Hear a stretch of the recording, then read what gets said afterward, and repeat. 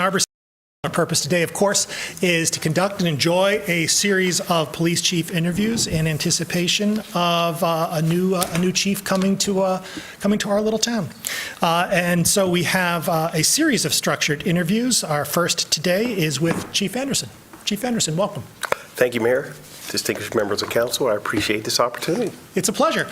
So, as sure you've been briefed, we have a series of 10 questions that are standardized, and I'll just roll through those, and your answers will be as your answers are. And if there's time left for follow-up to any of those or what have you, we'll have a conversation. And I think we are we roll until 9:15. Is that correct? I'm getting nods. All right, solid. So, again, thank you for coming, and we'll roll into our first question. And the first question is this. How have the principles from the 21st Century Policing Report impacted your leadership approach, especially in light of disproportionate harms suffered by people of color? Well, obviously, the 6 pillars are really a fundamental part of law enforcement's profession.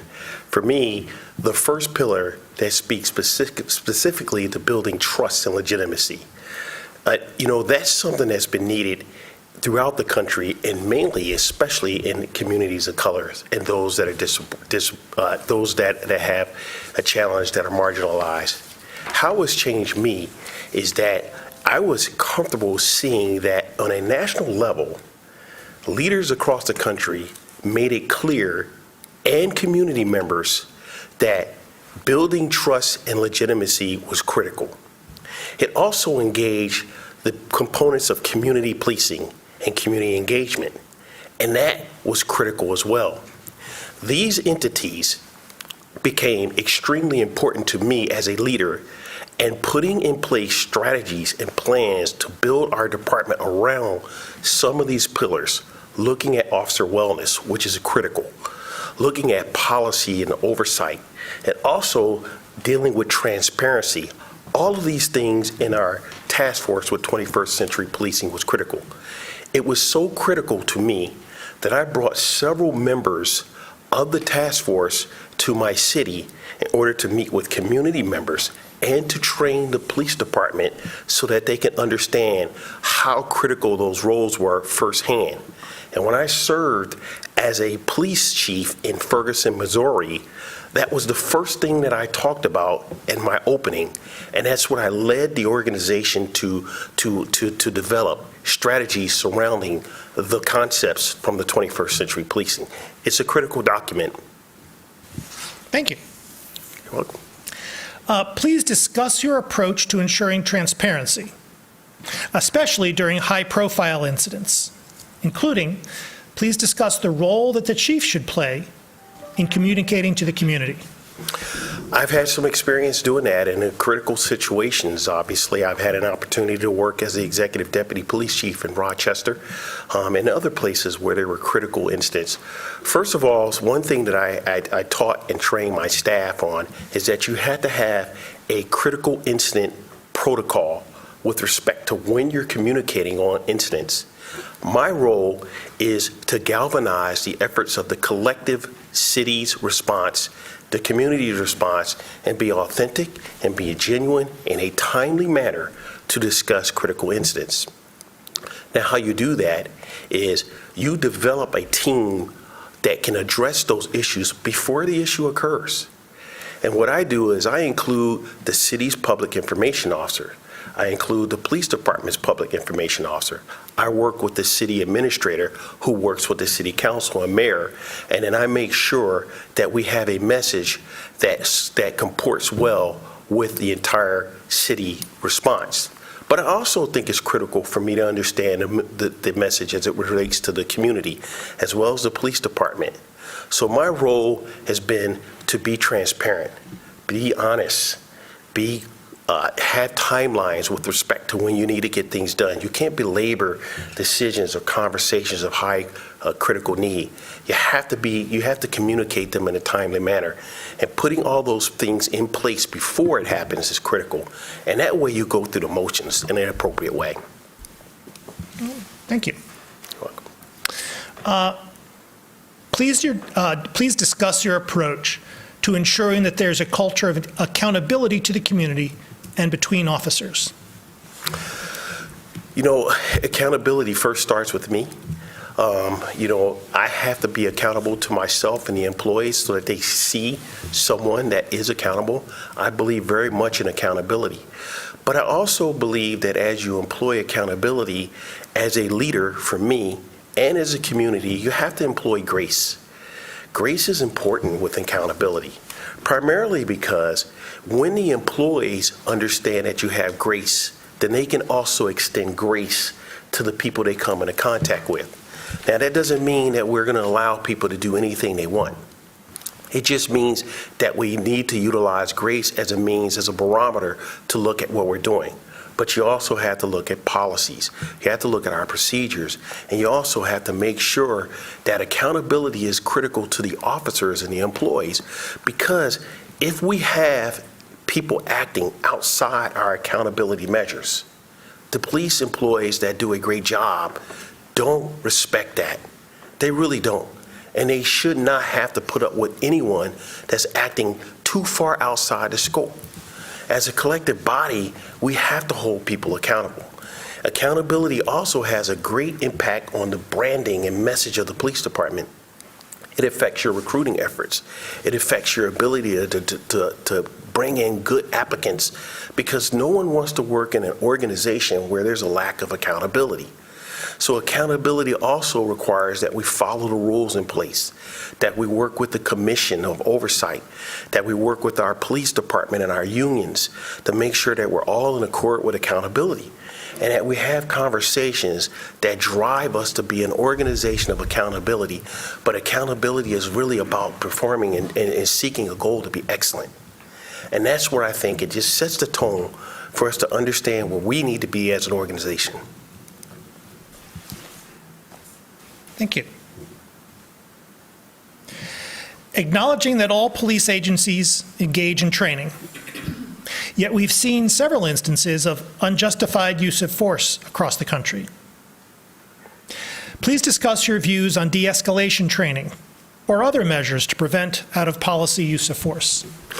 You know, I've been involved. I work with anti-discrimination attorneys and the Department of Justice and many other leaders throughout the country to address use of force and also write policies with respect to the duty to intervene.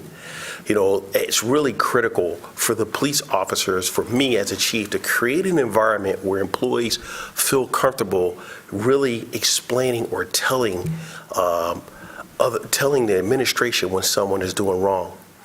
The police department has an adage that you've heard before. If you see something, say something. That's the expectation that they have for the community. That's the expectation that I have for the police employees. If you see something, you say something, because that's what it means. I'm sorry, can you repeat part of the question again? So acknowledging that all police agencies engage in training, we've seen unjustified use of force. Please discuss your views on de-escalation training or other measures to prevent out-of-policy use of force. So my training is another critical piece. And let me be very clear on training, because you're going to hear about training. You're going to hear about all kinds of use of force training, constitutional policing, fair and impartial policing. All of those are great things. But the reality is that sometimes, even in agencies where they have training that can help de-escalate issues, you see they still have use of force concerns. Is it the training? I would say that training is a component of getting the right people doing the right things to help you learn how to de-escalate. And that includes getting the community members involved. There are things that you can do, measures that you can have. AI is a tough conversation, right? I'm not a big proponent of it with respect to how it develops probable cause for an arrest. But it can be used for safety measures to determine if a person is coming inside of a building with a gun. It also can be used for body-worn camera information, where there are programs that can capture conversations, comments, and things that lead up to use of force. And once you identify the communication style and things that people do, the employees do, you can start to prevent those actions by developing a strategy around the types of conversations and things people do. Use of force is important because body-worn camera allows us to see the historical record of our department. We have to take that historical record, similar to like a sports or football analogy. You watch what happens from the past, you analyze it, and then you develop a strategy in order to improve. All of those things that we need to do in order to improve our response with respect to use of force. But use of force is something that is critical, and as my role, to deter. You have to have measures in place to address them. You have to be accountable. You have to use the information and place it on the data board, on our dashboards, and then you have to modify our practices in order to address them. The last piece that I will say about use of force training is that sometimes we don't take a critical look at how we deal with people in the community, and oftentimes, many times, people with community in color.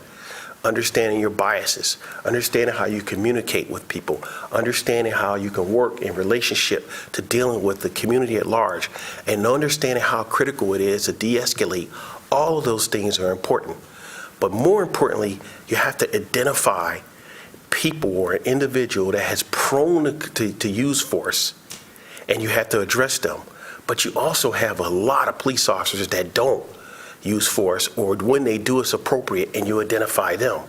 And you find ways to marry those concepts and those people in order to provide a better response. Thank you. What experience do you have working and interacting with members of the LGBTQ+ community? And how do you make these community members feel safe and comfortable in their interactions with police? Well, I have a lot of experience working with the LGBTQ, members of this community. I was the diversity committee chair with the city of Glendale. That was my role. So my role was to make sure that I had an inclusive response to everyone and celebrating many of the venues, many of the concerns that was brought to the city's attention. I was over the hate crimes unit as well, because I saw individuals that were treated poorly. I even saw crimes that occurred where I addressed and had individuals from the department address criminal acts aggressively. I've helped to create policies that ensure fairness. But the most important thing that I've done, at least for me, is that I understand how important it is to identify people based on who they are and their skill sets in the department. And I understand that you have to be inclusive. You have to recognize everyone in the department. But more importantly, what people want is they want a fair opportunity to demonstrate that they can do a good job. They want to be recognized for what they bring to the table. And treating people unfairly is not something that I tolerate, and I will not tolerate that. But I've celebrated. I've been involved in policy change. But more importantly, I place a great emphasis on common respect. And that's what I've done, and that's what I will continue to do. Thank you.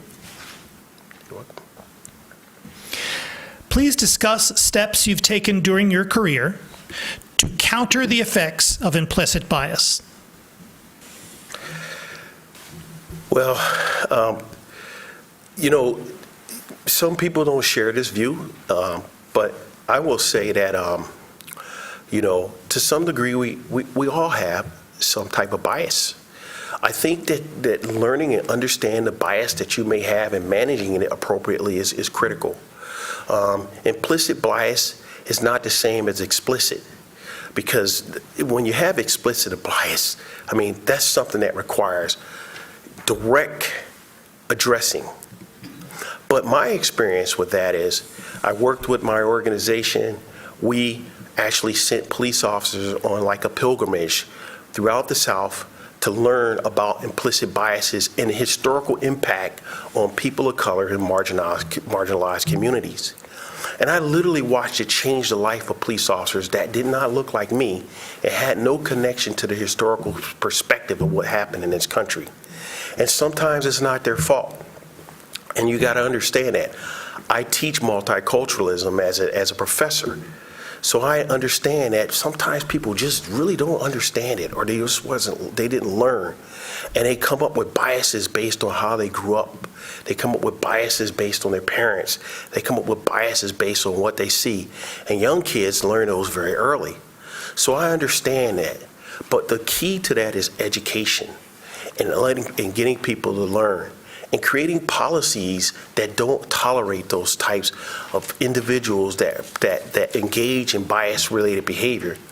It's training, but it really has a lot to do with, do you have the courage and will to have real conversations about bias? That's where I've been successful. Do you have the courage to sit down and have that real conversation about how people are being treated in the community? And do you respect everyone's view? So it's really listening to biases, not jumping to conclusion because a person has a bias so fast. Because if you do, they won't talk to you about it. They won't. But you have to hear them out. And then you have to work to modify their approach. And you surround yourself with a team of individuals, including your human resource department, your educational facility partners, and others, to develop a plan to address bias and also be honest that they exist and be willing to make adjustments as we move forward. Thank you.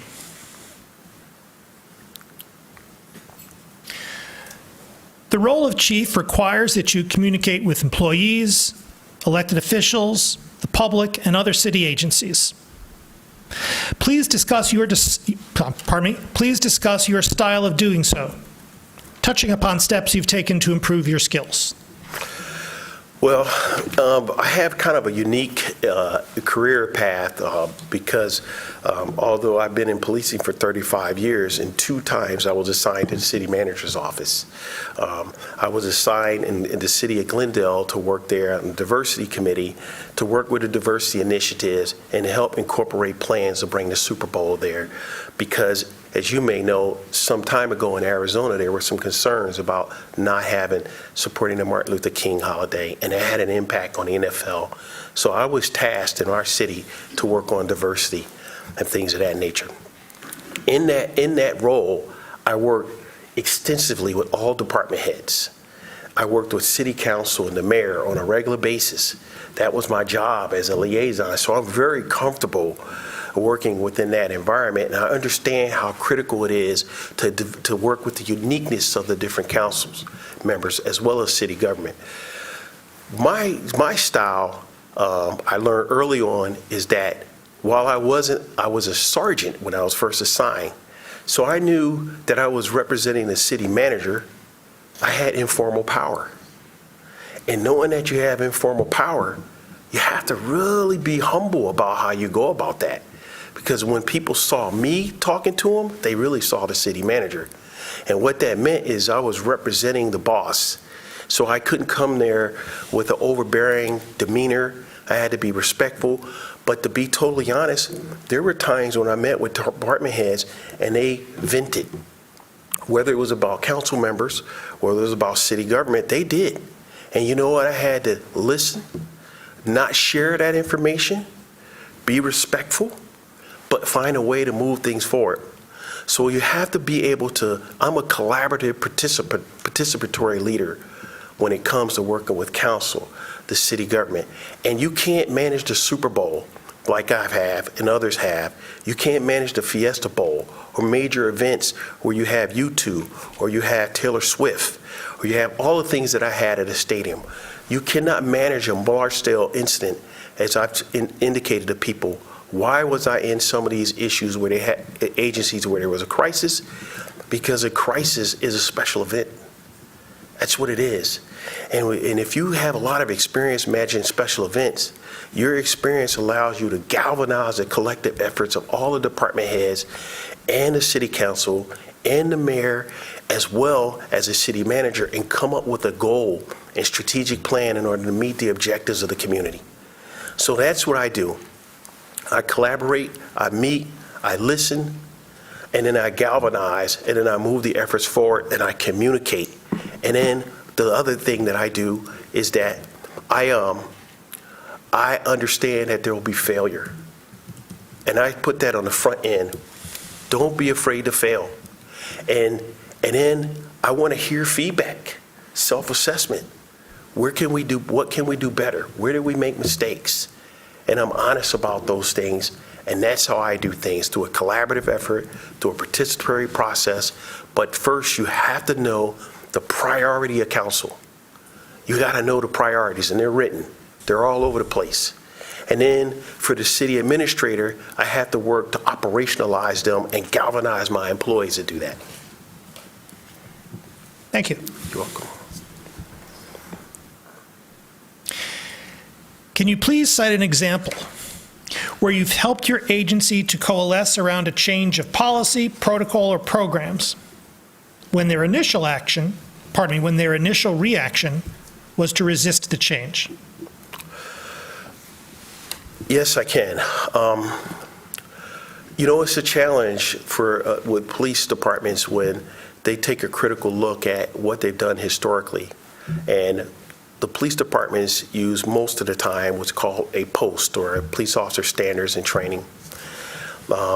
With one particular agency I was with, they had a standard of training where the police employees had learned a technique called segmenting. And it was placing a person down on the ground and basically controlling their movement, for lack of a better term. But there have been people that have died as a result of some of these types of strategies and tactics. And in an agency where I was at in Rochester, that's what happened. The state created a law called aggravated strangulation. I've never seen a law that was placed where it actually has the name peace officer in the actual law. And when I went to the organization, there was a reluctance to change the policy with respect to how we restrain or protect the airway of individuals that are restrained, to talk about, to remove the particular policy that allowed for people that were trained to do so. And I understand why the training was there, but it just didn't represent what we needed to be doing. There are other ways in which you can restrain people without restricting their airway.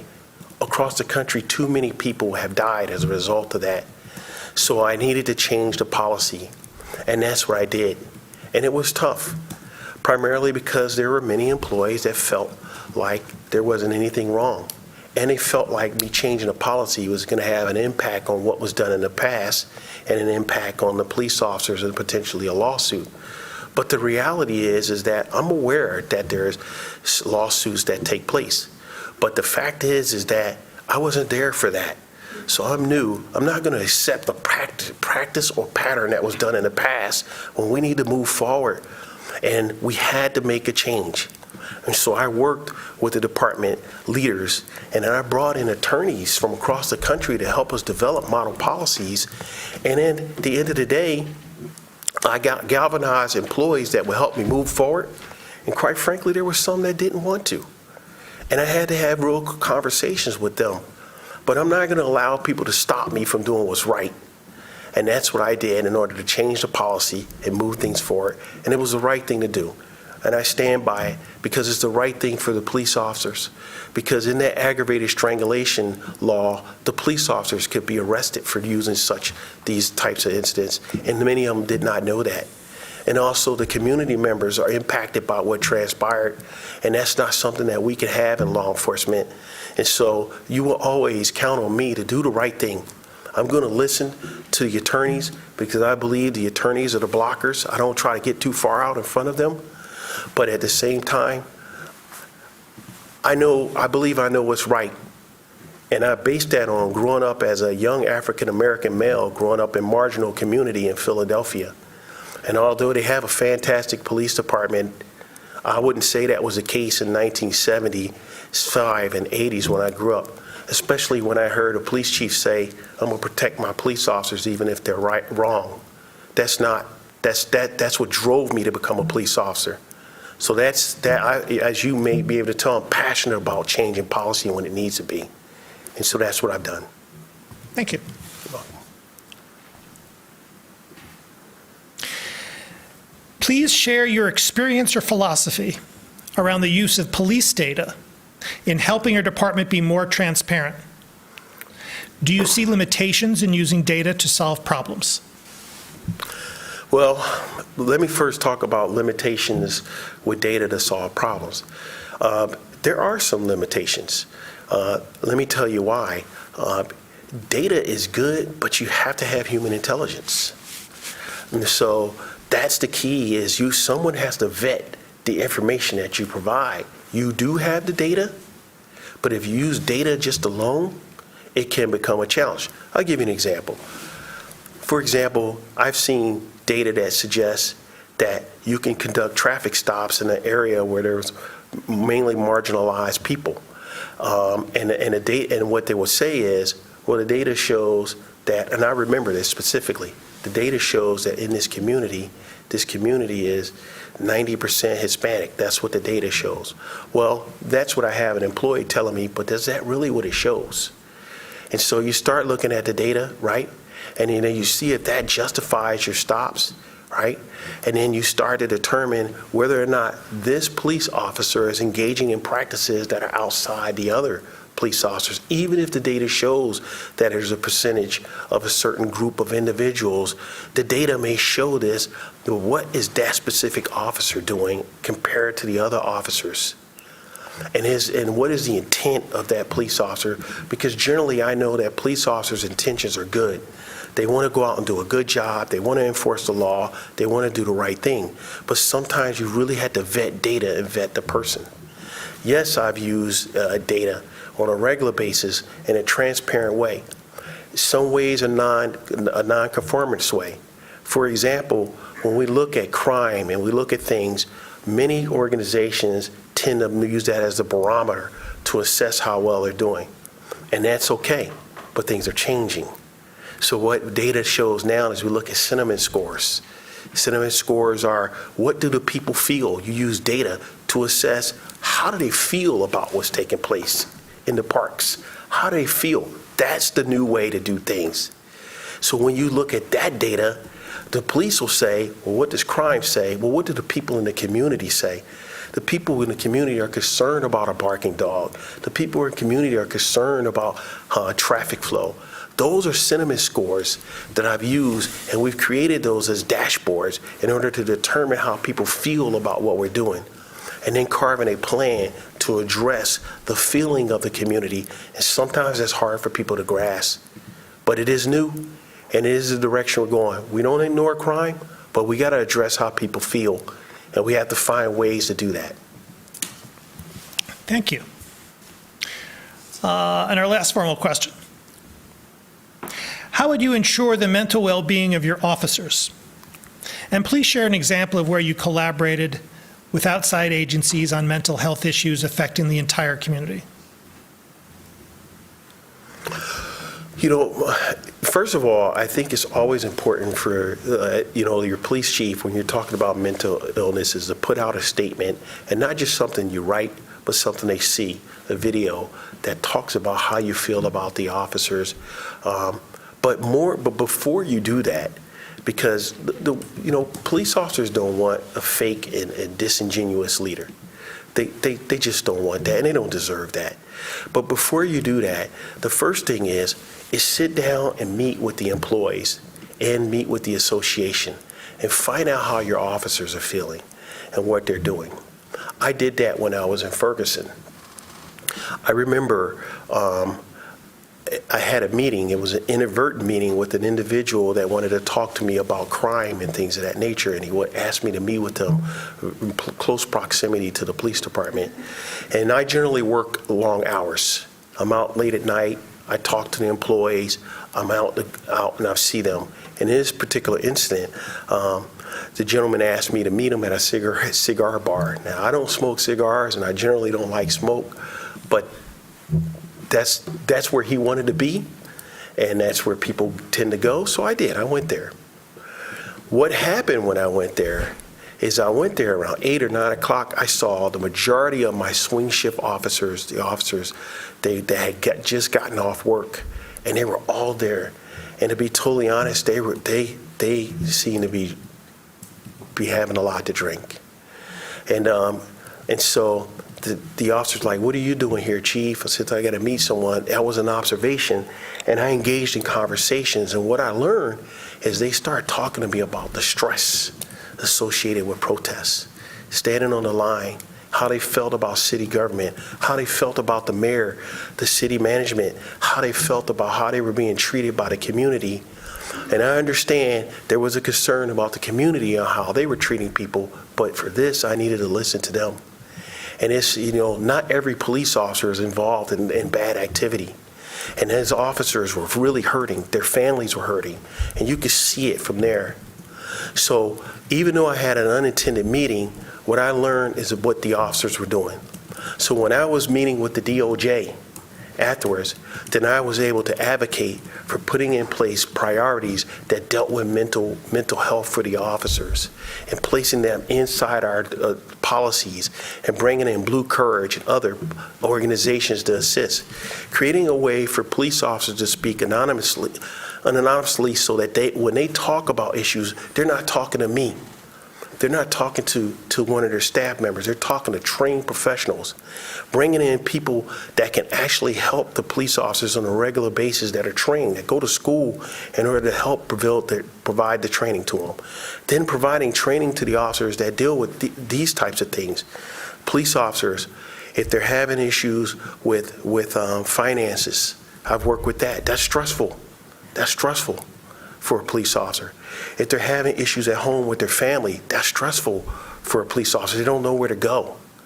If they're not fit, if they're not able to work, if they're not getting enough sleep, if they're working too many hours, all of those things are things that I've addressed in order to help accommodate the police officers by putting in policies and working with the department and listening to leaders that understand these types of things and then working collaboratively to modify that approach. And that's what I would do here. But the most important thing for us to do, I think, is listen to the police officers. Listen to them. Listen to the community. Because if you don't have a healthy police officer, they're not going to be healthy with respect to how they treat the community. And that's important because police officers, the number one challenge is suicide. And it's real. And if we don't listen to them and we don't spend time with them and you don't care, that's the most important thing. I care about the community. I care about the cops. And I want them to be safe and healthy. And that's the most important thing as I started is spending time with them so that they know that I genuinely care before I put a message out. And spending time with the unions in order to understand, because they know their members as well, that we do things to help them. And the last piece I would say is I know from historical record, and I've observed, this council cares about their police officers. This council cares about what they do. And making sure that I relay that to the employees on a regular basis. You're not alone. You have leaders here that really care about you. And we're all there for you. But we care about the community too. And that's where we all need to work because the community needs you. And that's what I would do. And those are the things that I've done. Thank you. You're welcome. Are there follow-on questions from council members? Councilmember Song. Thank you for coming to Ann Arbor.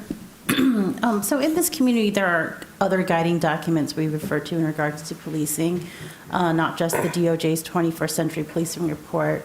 In community, I've heard folks reference the book, We Do This Till We Free Us, Abolitionists Organizing and Transforming Justice, to folks who refer to our ordinance that established our Police Oversight Commission. Right. So how would you engage with these communities whose perspectives range from on policing range from abolition to ensuring that our police appropriately meets our community's needs without harm?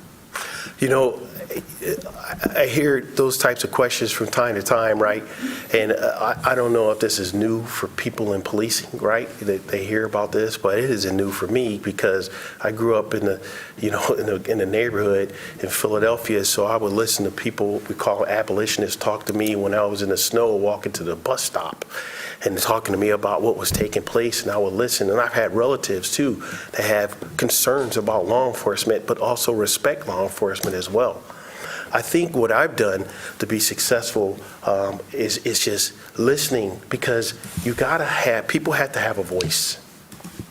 And, you know, even if your voice or thought process is what people think is outside of supporting the police, what I try to talk to people about is that if your actions become louder than your message, people pay attention to your behavior. They stop listening to your message.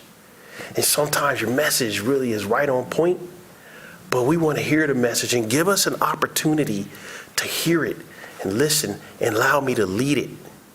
So what it is supporting those efforts and galvanizing, finding ways in which we can see a true north, where we can also get on the same page, and then finding the ways that we can disagree. Because our relationship with abolitionists or community members, or even the council with you all as a police chief, this is a marriage. I'm married to you, you know, and that's what it really is. And I tell people all the time, right? You know, you want to be married or you want to be right? You can't be both. So you had to figure out which one you want to be, because sometimes you're going to be right and sometimes you're not. So I've learned that working and developing relationships, reading the material that they're talking about and finding some of the wins, and then having conversations and getting the right police officers involved in that change is critical. You're welcome.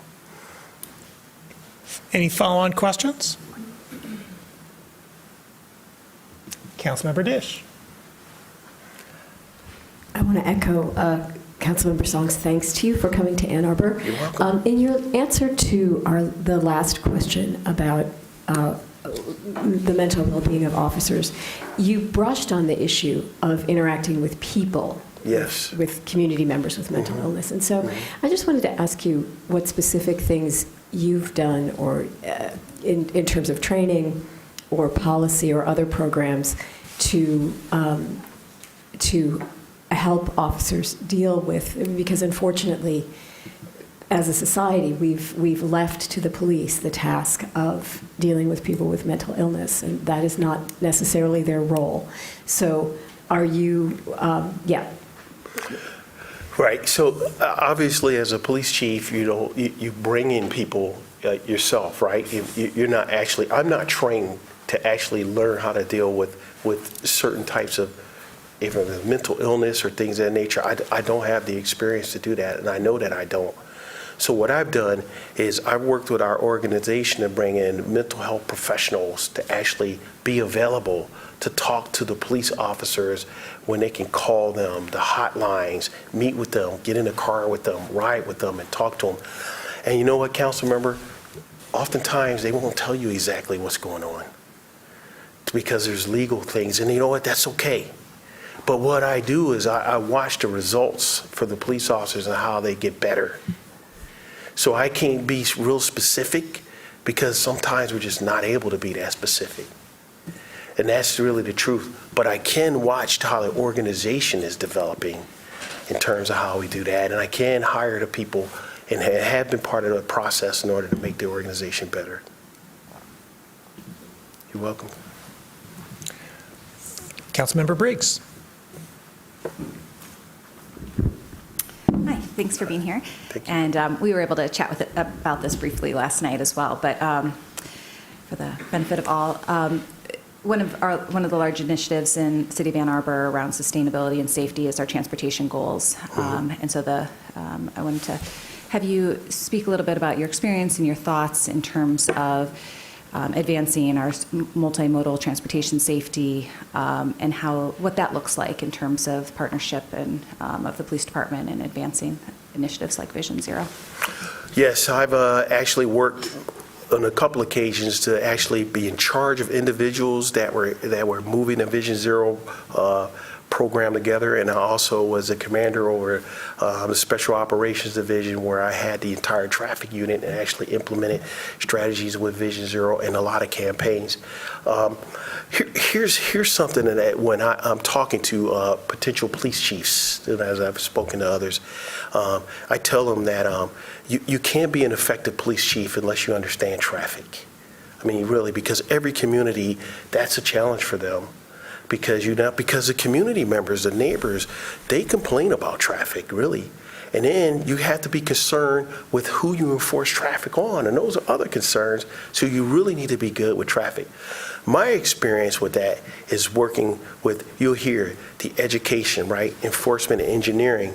And Vision Zero has zero policy.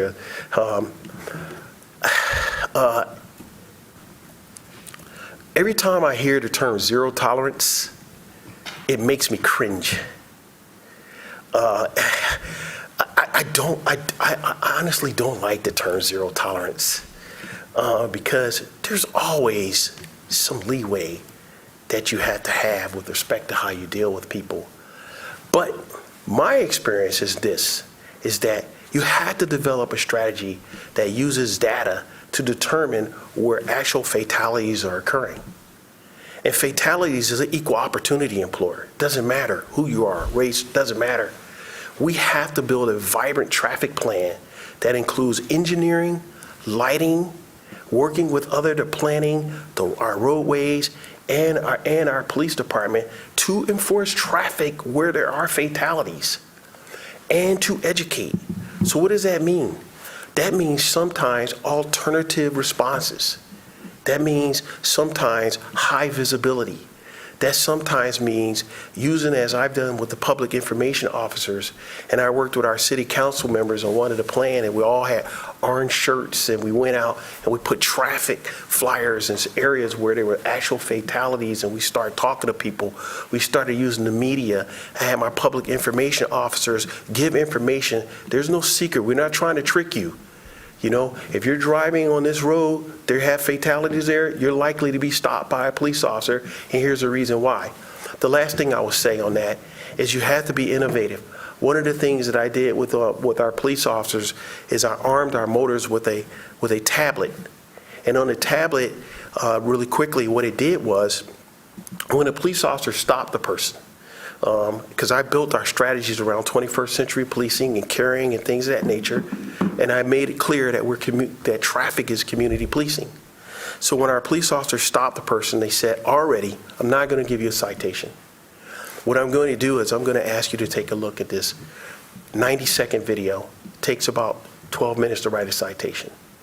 No one has ever said no.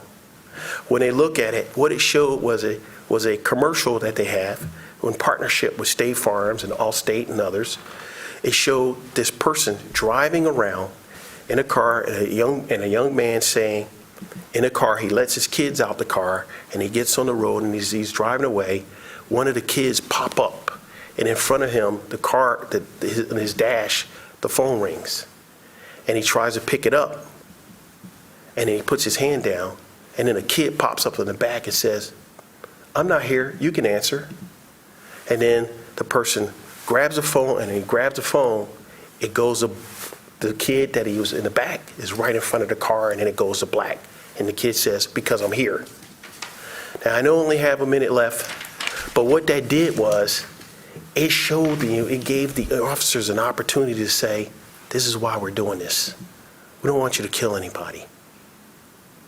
So with that, that's kind of some of the things I would employ. Super. Any other quick follow-up? By my clock, we've got one minute.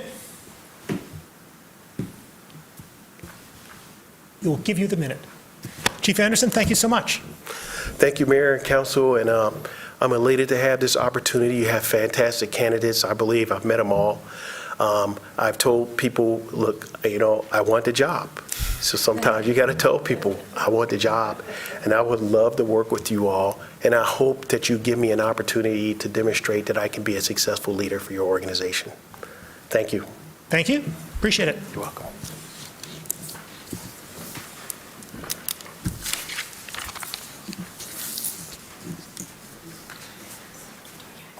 Yeah, so we're on recess until 9:30.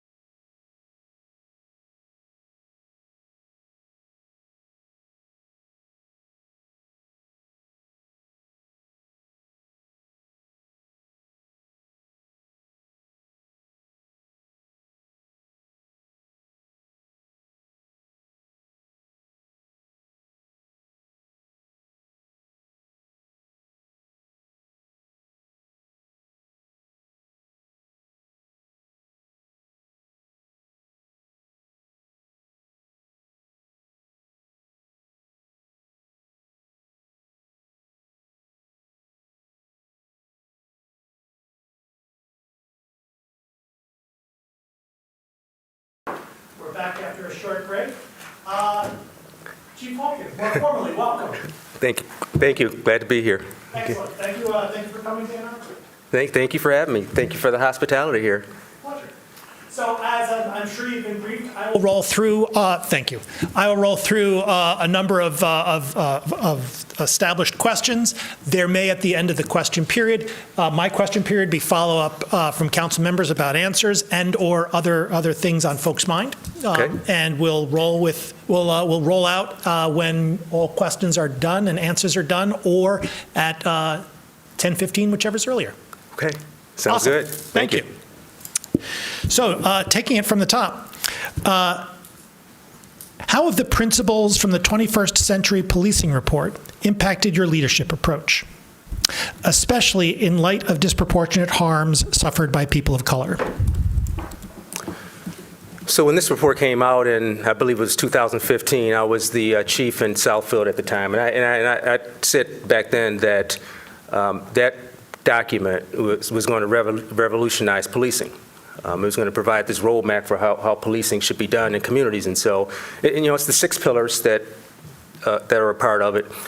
And all 6 pillars are important. But I think for chiefs, when we're talking about prioritizing these pillars, it's really dependent on the jurisdiction and depending on the agency. And so while all 6 are important, when I was in Southfield, I really focused on the pillars dealing with officer training and education and crime prevention and community policing. And that is because at that time we had a void in some of our training in the department, some of our department-wide training. And I know we're going through a phase where if you're not training our officers properly, we're doing a disservice to these officers. We put them in a place where potentially they could do things that may not be appropriate, or they just may not have the skills to do some things. And so I needed to do that. And so I incorporated revitalized, is more appropriate, our annual trainings in our department. And in some other trainings with implicit bias, cultural competency, and some of those sorts of things. And so that pillar was important, but also the crime prevention, community policing component. We were in a period of time back in Southfield where our crime rate was plummeting. It was going down at an accelerated rate, and I wanted that to continue. We needed to infuse this hope and optimism in our community as it pertained to that. And so we did a lot of work with community policing and created a police chiefs advisory committee back then. And this is almost 10 years ago when it was uncommon for chiefs to have these community advocates, community members come in and serve as advisors for the chief. So created that so we can expand on our community policing philosophy, and then did put some things in place tactically and strategically so that we can keep the crime rate going down. And we had an unreal decrease in our crime rate back during that period of time. Now, when I got to Albany, I focused on some of the other pillars. Again, while all continue to be important, I really focused on the building trust and legitimacy pillar because at the time that I joined the police department there was this division. There was this lack of trust that was being repaired, but really we needed to work on that a little bit more. And so I really focused on that building trust and legitimacy component by making sure that we supported some of our community policing programs, making sure that we were in touch with a lot of the advocates in the community to make sure that we had our pulse on what was happening in our community, making sure that we did things the right way. Making sure that we had trust and accountability in our department, because that is what leads to legitimacy and ultimately leads to trust in the community. But then there were a couple other pillars that I really focused on in Albany, and the other was technology and social media. There was a time early on in my career that we really didn't do a lot with some of these social media platforms. The Instagrams and all this. I mean, and even now, I still, I'm not fluent in all those things, but I knew that I had to equip my public information officer in that section that dealt with that with some additional training and resources and support so that we can bolster our social media presence. And so we did some things there. But then there was the officer wellness and safety component pillar. It was an extremely stressful time when I joined Albany's Police Department as their chief. And I knew that I had to do some things to help with the stress that the members of that department, both sworn and non-sworn and civilian, were experiencing. And so one of the first things I did within weeks of joining that department was invest funds to upgrade the gym facilities at the department. I was told when I first got there that we've got a gym. It's a place where people go to decompress. It helps with stress, but the facilities they needed an upgrade. It could be a morale boost. And so within weeks of joining that department, I allocated some funding to upgrade that facility. And then every year since I've been there, we've done something in there to upgrade that facility to help with the stress and wellness in the department. And the other thing that we did there was create an internationally recognized therapy dog program. And now that it sounds a little unorthodox when you think about it, but when I was in Southfield, toward my last couple of years as chief there, I started thinking about this whole idea of therapy dogs. I'd see them in airports. We see them in courtrooms. We see them in other high-stress environments. And I always thought, there's no higher stress environment than a police environment. So if it works there, then why not try it in a place where people are under severe stress? And so I started toward the tail end of my career in Southfield of researching this idea, getting people on board to bring this vision to life, but I ran out of time and ended up joining Albany's force. And once I got to Albany, I found that there were people there, dog lovers, people who understood the value of reducing stress and anxiety in the workplace. And they wanted to get on board and lead the charge.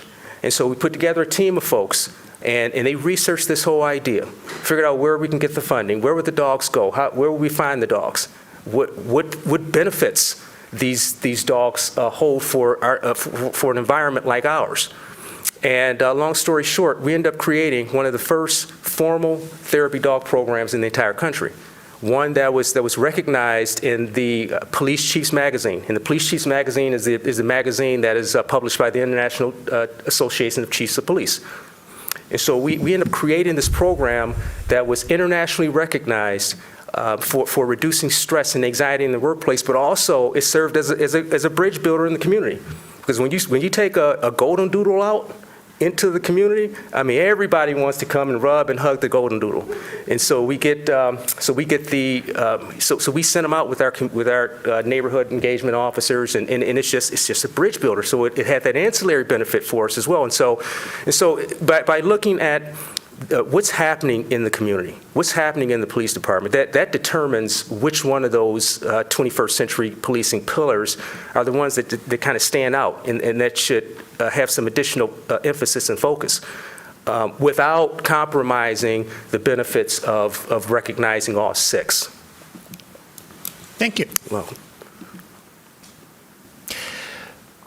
Please discuss your approach to ensuring transparency, especially during high-profile incidents, including the role that the chief should play in communicating to the community. and it's clear that when there's a high-profile incident that people expect to hear from the chief. I wish this wasn't the case, but I've been involved in a number of high-profile incidents where I had to either condemn the actions of officers or profusely praise our officers and support and defend our officers for something that happened. So I've seen it on both sides. And I've also seen the importance of being transparent throughout those processes, because now there's an expectation when something happens, people want to know. It's not like it was 30 years ago, where something happens and the police chief comes up before the media and simply says, well, it's under investigation, I can't comment on it. There are some things that I can't, but there are a lot of things that there's an expectation that I do, and that I will in fact do that. And so it's a matter of making sure that whatever information is communicated to the community during these high-profile incidents, it is in fact communicated. We can't hold our cards for things that won't compromise some subsequent investigation, or it won't expose the city to any further civil liability. It's important. One of the things I always do is I consult with with our city attorney, and there's always, and I'm sure Ann Arbor has this, but there's always another attorney that represents the city in civil liability cases. Making sure that they're on board before release of information in cases is made, because there is a possibility that certain releases can expose the city to liability. Making sure that, always consult with, out in New York, we have a district attorney, here with the prosecuting attorneys, same thing, but making sure that there's some communication with the investigating authority, the charging authority in these cases. So that there's some synergy and there's, basically to deconflict when some of those things occur. If there's body-worn footage, if that footage can be released, then we should release that footage. There's been cases that I've had where our officers were involved in uses of force, where I've released body-worn camera footage within a day or two. There's been some cases where I couldn't. But any time that can be done, it's important that we release that information, explain, even if it's negative, to explain what it means and explain what's going to happen moving forward with these investigations. People simply want to know and be assured that when we have these high-profile incidents, that things are being handled appropriately within the municipal structure, particularly within the police department, and that they have some idea of what's going to happen moving forward, even if they disagree with it. Thank you. You're welcome. Please discuss your approach to ensuring that there is a culture of accountability to the community and between officers. So with our officers, let's start there.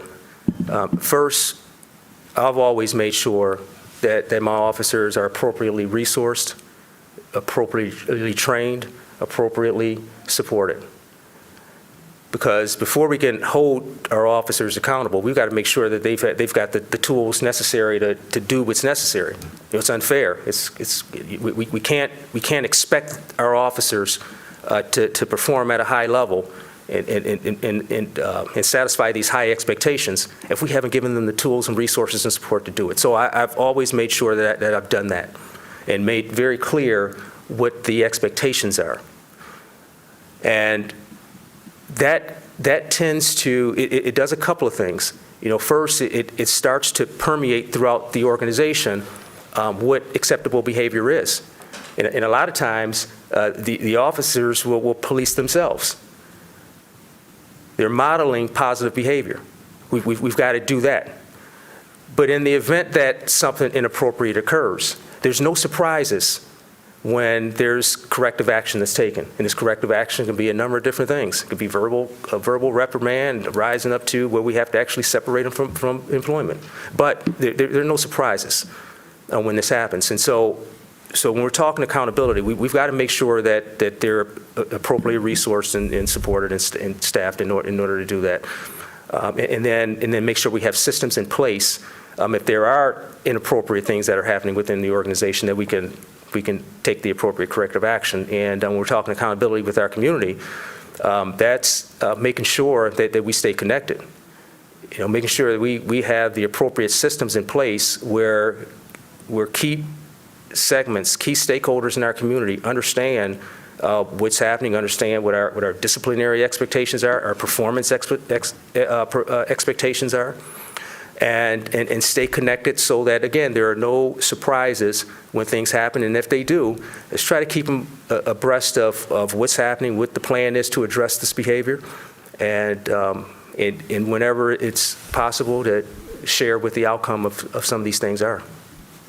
Thank you. You're welcome. Acknowledging that all police agencies engage in training, We have still seen several instances of unjustified use of force throughout the country. Please discuss your views on de-escalation training or other measures to prevent out-of-policy use of force.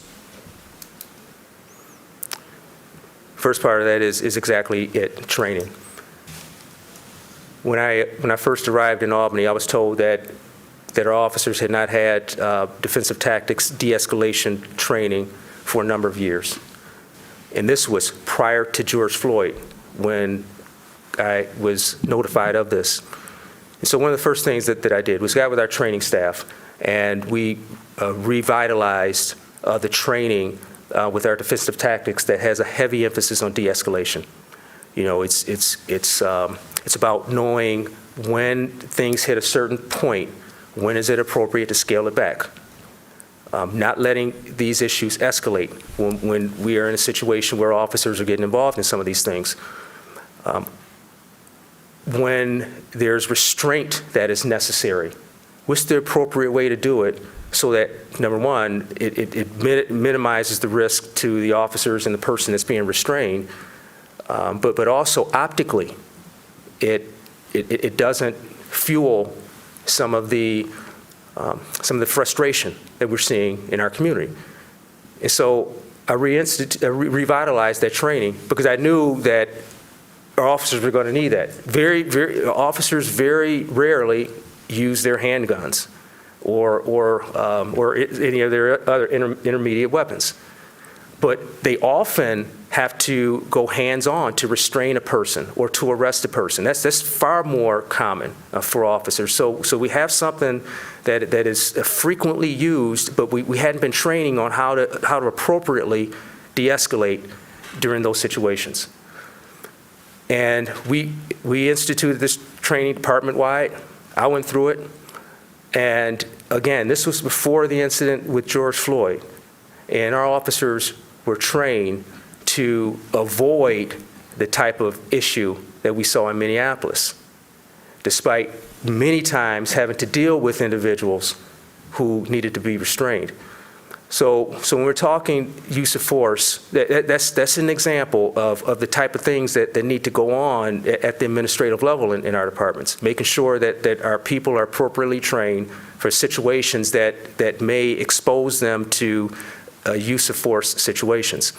And making sure, again, that our community members understand what it looks like if there's a use of force situation in our department.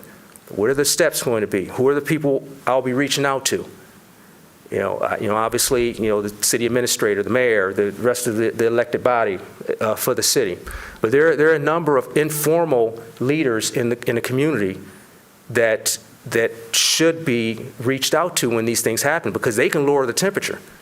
And I've had some fairly high-profile incidents where simply by me reaching out to some key people in the community, we were able to kind of keep the temperature down because factual information was being disseminated through key parts of our community and not rumors and innuendo.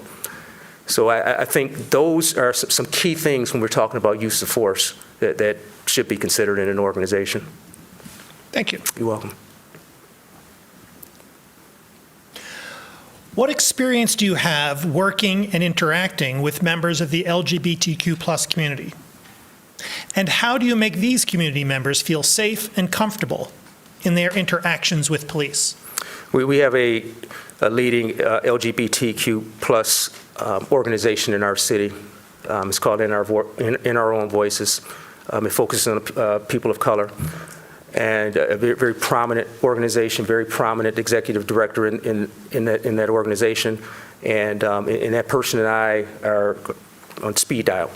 Whenever something, there's some questions, there's additional police presence needed for an event.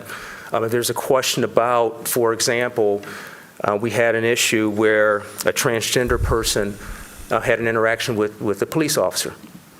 And rumors started to spread throughout the LGBTQ+ community in my city that there was an inappropriate use of force that was used against this transgender person. And the information that was given out was just totally false.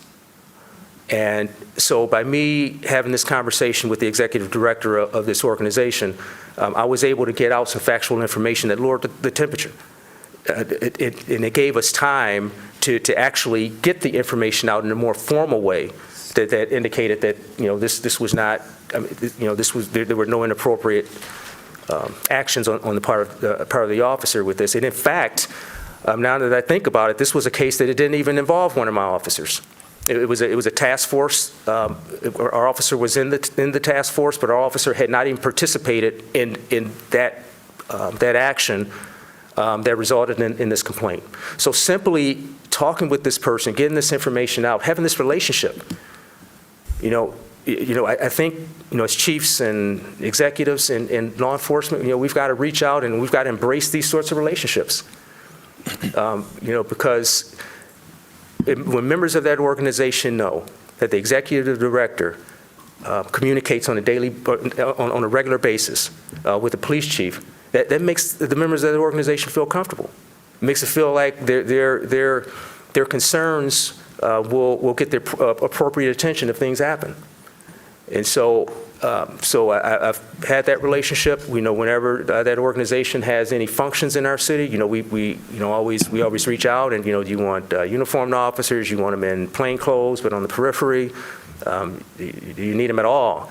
Kind of deal. If something happens, here's what the police response will be, just so there are no issue or there are no concerns or questions about it. And so I think reaching out, establishing and maintaining those relationships is key. Thank you. You're welcome. Please discuss steps you've taken during your career to counter the effects of implicit bias. First, messaging to our department that implicit bias is real, that it exists. It's not anything to be ashamed about. It's not a bad word. It's simply something that we all have. We all have some sort of implicit bias. The problem is when, that bias manifests itself into treating people unfairly or disproportionate police contacts with certain demographic groups and things of that sort. And so I've always been a proponent of making sure that we have some regular implicit bias training with our officers so that our officers understand exactly what this means. And there's a healthy respect and an awareness and a sensitivity for some of these issues. What I found in my experience is that issues of implicit bias tend to arise or make themselves apparent during citizens' complaints. Because we'll get a complaint about an officer who followed a person of color, for example, and this person felt that they were being targeted by this officer and stopped for no reason. Or someone had some interaction with an officer and the nonverbal things with the officer just signaled to that person that this officer has some sort of bias. And so when we see those, it's important that we use those as teachable moments. First of all, we've got to keep it open. We've got to make it easy for people to initiate citizen complaints. There's got to be a lot of different places where they can do it, a lot of different forums, a lot of different ways that they can do it. Make it easy. And then when we get those, then we have to really look and see what this means. Sometimes it doesn't require any discipline at all. Sometimes it requires an awareness that, listen, we know that you didn't mean wrong with this, but this is how that person felt. It's important that you know that. Here's some strategies that can be implemented so that next time you're in a situation like that, maybe we won't make a person feel uncomfortable in that setting. So I think it's important that we have those, and I've always had those systems in place where when those sorts of complaints come in, we can, if it arises to discipline, then we use it within our normal disciplinary structure. If it doesn't, then let's use this as a teachable moment to help our officers and our non-sworns and civilians, if the case may be, understand that potentially we have an implicit bias situation. You're not a bad person, but here's how a situation like that can be handled differently in the future. Thank you. You're welcome.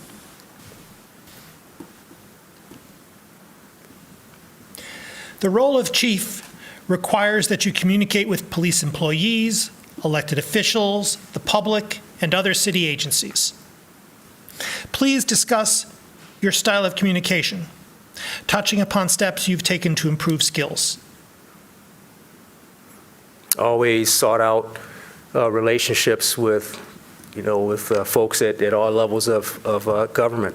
And it starts, with the municipal staff, with the administrative staff in the city, establishing relationships with all of the department heads, making sure that members of my department have a respect and an understanding of what some of the other departments are going through, making sure that the police department doesn't operate in a silo. The police department is part of a team. We're one part of this municipal team.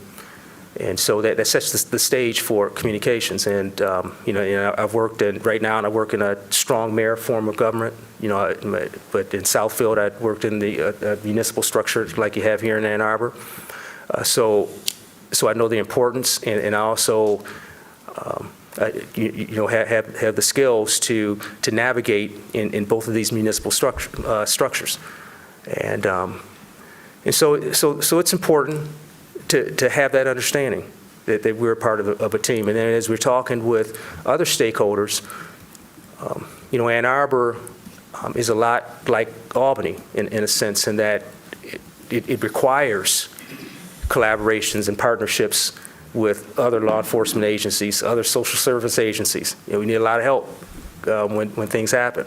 The police department alone is not going to handle the situations all of the situations that are occurring in any municipality. And so, I've always sought out and strengthened these relationships with our other local partners, state, federal partners, to make sure that we've got this mutual aid sort of relationship. This exchange of information, sometimes exchange of staffing, resources, so that when issues arise, we have a collaborative approach to dealing with things that happen. So extremely important, and here in Ann Arbor, it would be the same way. Thank you. You're welcome. Can you please cite an example where you've helped your agency to coalesce around a change of policy, protocol, or program when the initial reaction was to resist the change? So in Albany, we call it a community police review board, and it operates pretty close like the oversight board that you have here in Albany. And just recently, within the last year, that board has, through a local law, gained subpoena power during their investigations. And I think it operates a little bit different where I am here, but when there's an internal investigation, there's a citizen's complaint or something like that, my review board conducts a separate and distinct concurrent investigation. So we do our own internal, and the review board is doing their own internal investigation. And this local law gave them the authority during their investigation to subpoena officers and compel those officers to come and answer questions from them during their investigation. And so naturally, that led to a lot of frustration with our officers.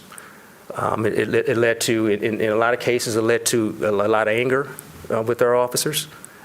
And so one of the things that I made sure that I did was to help our officers during this very frustrating period of time understand exactly what this meant. Okay, this is a law that was voted upon by the citizens of that community, who said that they wanted to give this review board this authority. So this is the will of the people. Now, our officers knew, and they know now, that they also have rights that are protected in their CBA. And their collective bargaining agreement conflicts in a lot of different key areas with this local law that was enacted, that gave the subpoena power. And so it's my responsibility and the rest of our command staff to help our officers stay focused during this period of time. Continue doing what you're doing. Continue serving. Continue, continue going out there and doing what needs to be done in this community.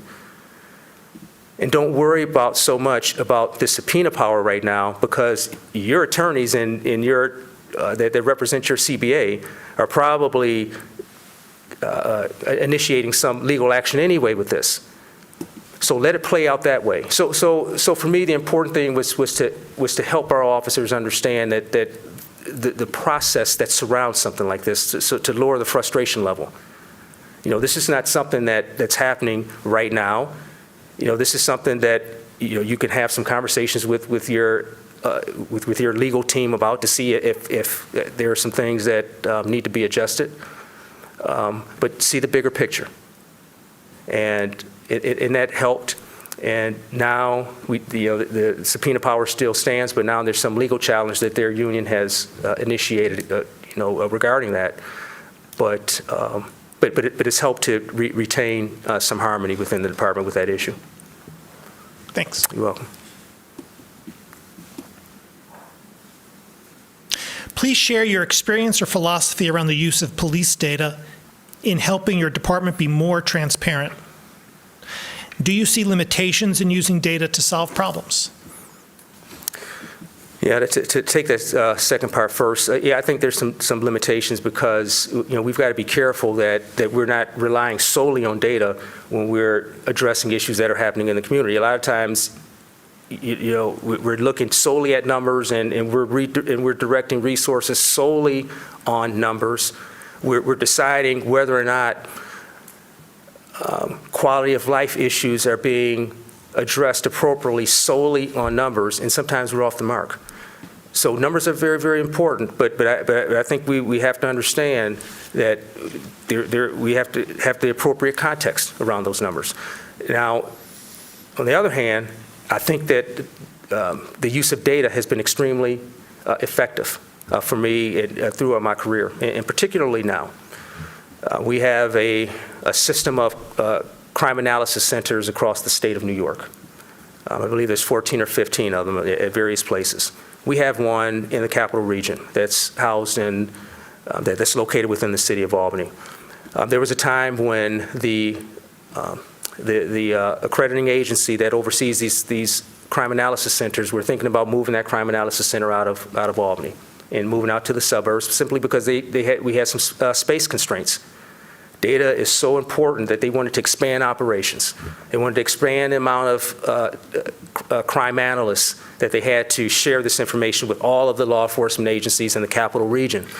And so in order to do that, they were looking at some other place outside of my city in order to build or house or establish a larger crime analysis center. It would have made it difficult for us to maintain and increase our effectiveness in addressing issues in our city. Could have done it, but it would have made it difficult. So what my team and I did is we created some space in our headquarters by moving some of our staff to some different areas. And we ended up creating space that quadrupled the size that they currently had, tripled the amount of analysts that they could house in that in the Crime Analysis Center, and secured funding from the governor's office and to the tune of about $500,000 to renovate the entire space. And so now, because of these actions, we've retained this ability to have this data-driven approach to addressing some of these issues. And we now have the largest crime analysis center in the state of New York. Immense value and benefits. Since that crime analysis center went into operation at the beginning of this year, our violent crime numbers have plummeted. Our shooting numbers are down well over 30%. We're trending in a way that a year or two ago, people never thought could happen. And it's because of this appreciation for data and what it can bring, but also recognizing what the limitations are with it, that, we were able to see some of these gains. Thank you. You're welcome. How would you ensure, and this is the last of the established questions, how would you ensure the mental well-being of your officers? And please share an example of where you collaborated with outside agencies on mental health issues affecting the entire community.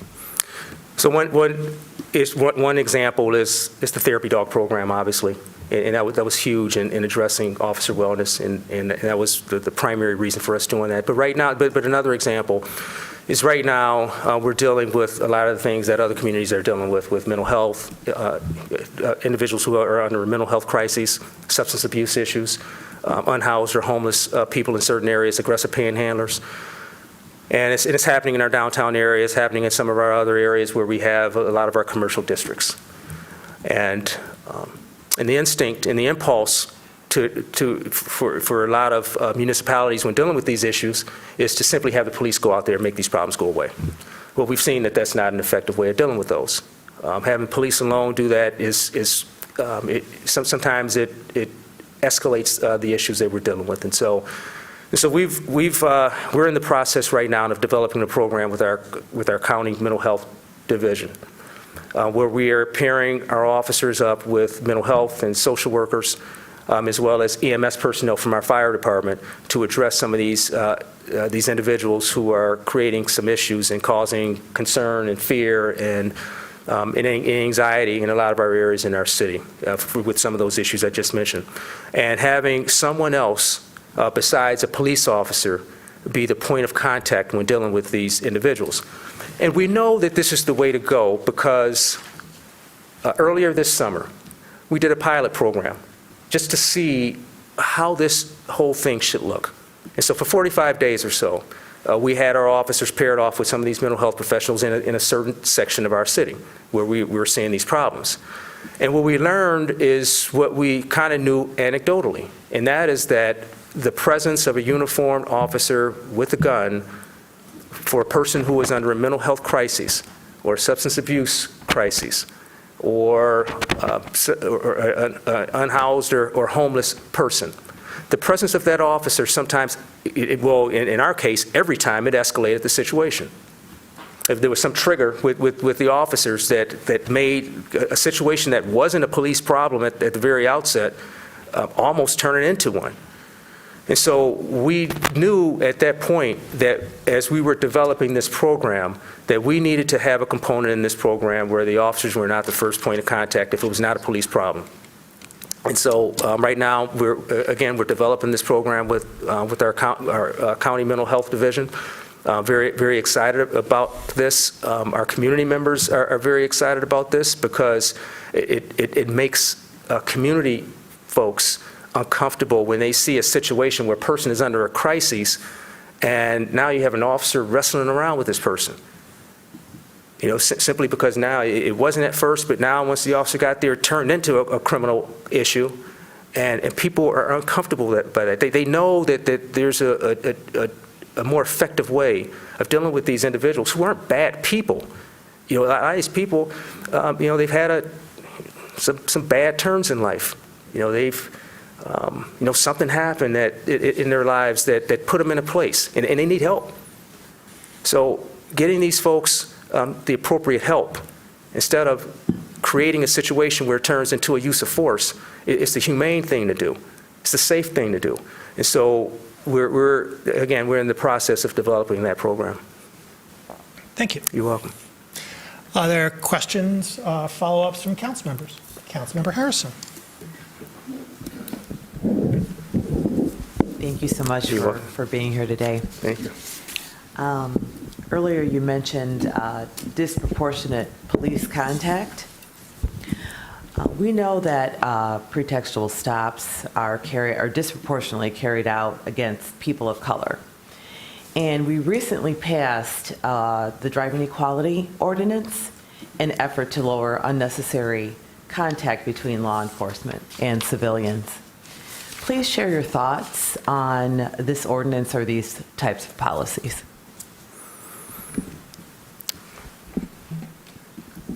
think fundamentally the underlying principle behind it is valid to me. I think the underlying principle is that if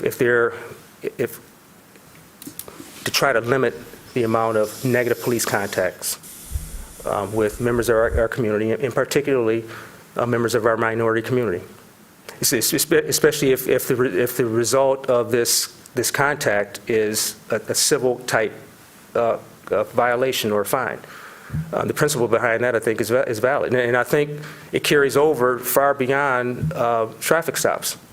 I think that when we're talking about police contacts with certain demographics in our community, the trend nowadays, a trend that I agree with and that I support, is that we should have fewer negative police contacts in those instances. And that's why when I talk about having a situation where we're dealing with the homeless or unhoused and mental health and substance abuse issues, having someone other than the police officer be the point of contact for that.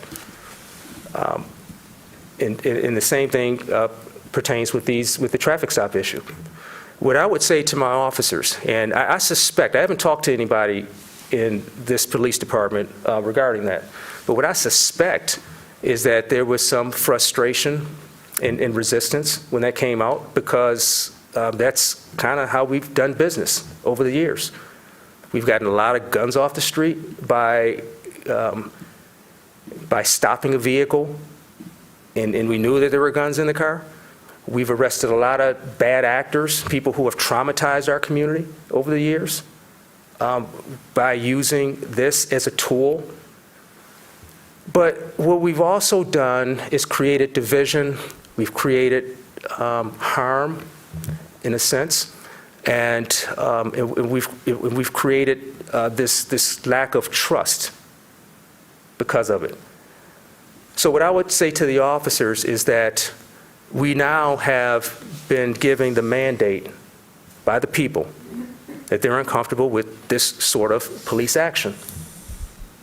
And we know what the goal is. The goal is to help to continue to make our community safe, address quality of life issues. The people who are traumatizing our community, we need to get those people in a place where they cannot cause any further harm and trauma to people in our community. We still need to do that, but we just need to do it in a different way. And in the way that we develop to do this, we need to make sure that we're collaborating with the community so that we don't implement another solution, so to speak, that conflicts with the will of the people. So my short answer is, fundamentally, I support the premise of it. This is something that is easily, I think, explainable to officers that are feeling frustrated about something like this.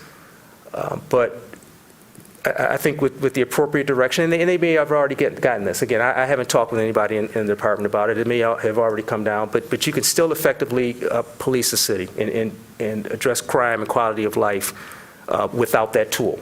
It's just that we've got to work with the community when we're developing further tools to accomplish the goals. Thank you. You're welcome. A little under 2 minutes, Councilmember Dish. I just want to ask a quick follow-up, but I appreciated your point. First of all, I appreciated the fact that you pivoted from mental well-being of officers to the relations between officers and people with mental health crises in the community. I liked your statement that we need to make sure that officers are not the first point of contact if it is not a police problem. But how do you figure that out ahead of time? And this is a thing that has come up in our discussions of it. What I liked about what you were saying is that having a police person there can turn a situation that was not a police matter into one. And so the concern about figuring out ahead of time, because, well, when we get there, we find out it is a police thing, well, you might have caused that. So I see that you see that, but I'm wondering how you answer that problem of, like, how do you discern when police are not necessary? That's the most challenging part of this. Now, in a lot of agencies, what they've done is they've trained their dispatchers to triage these calls.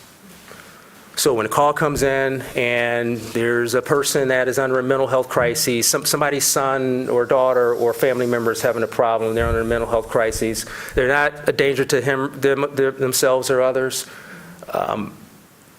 there's a high probability that there's no police that are necessary. They're triaging these calls. And they're alerting the police department, but they're sending out other people, other entities to be first to contact and deal with those problems, with the police being aware that it's there, so if we have to intervene, we can. But the difficulty with that is that it's hard to know at the outset. No matter how much training you give a dispatcher or communications personnel, it's hard to know if that call is just little Johnny that's going through a mental crisis, or if it's a grown son or daughter that's really threatened somebody in the house, has access to weapons, and maybe has threatened to use those weapons. Because a lot of times the callers won't give complete information about what's happening.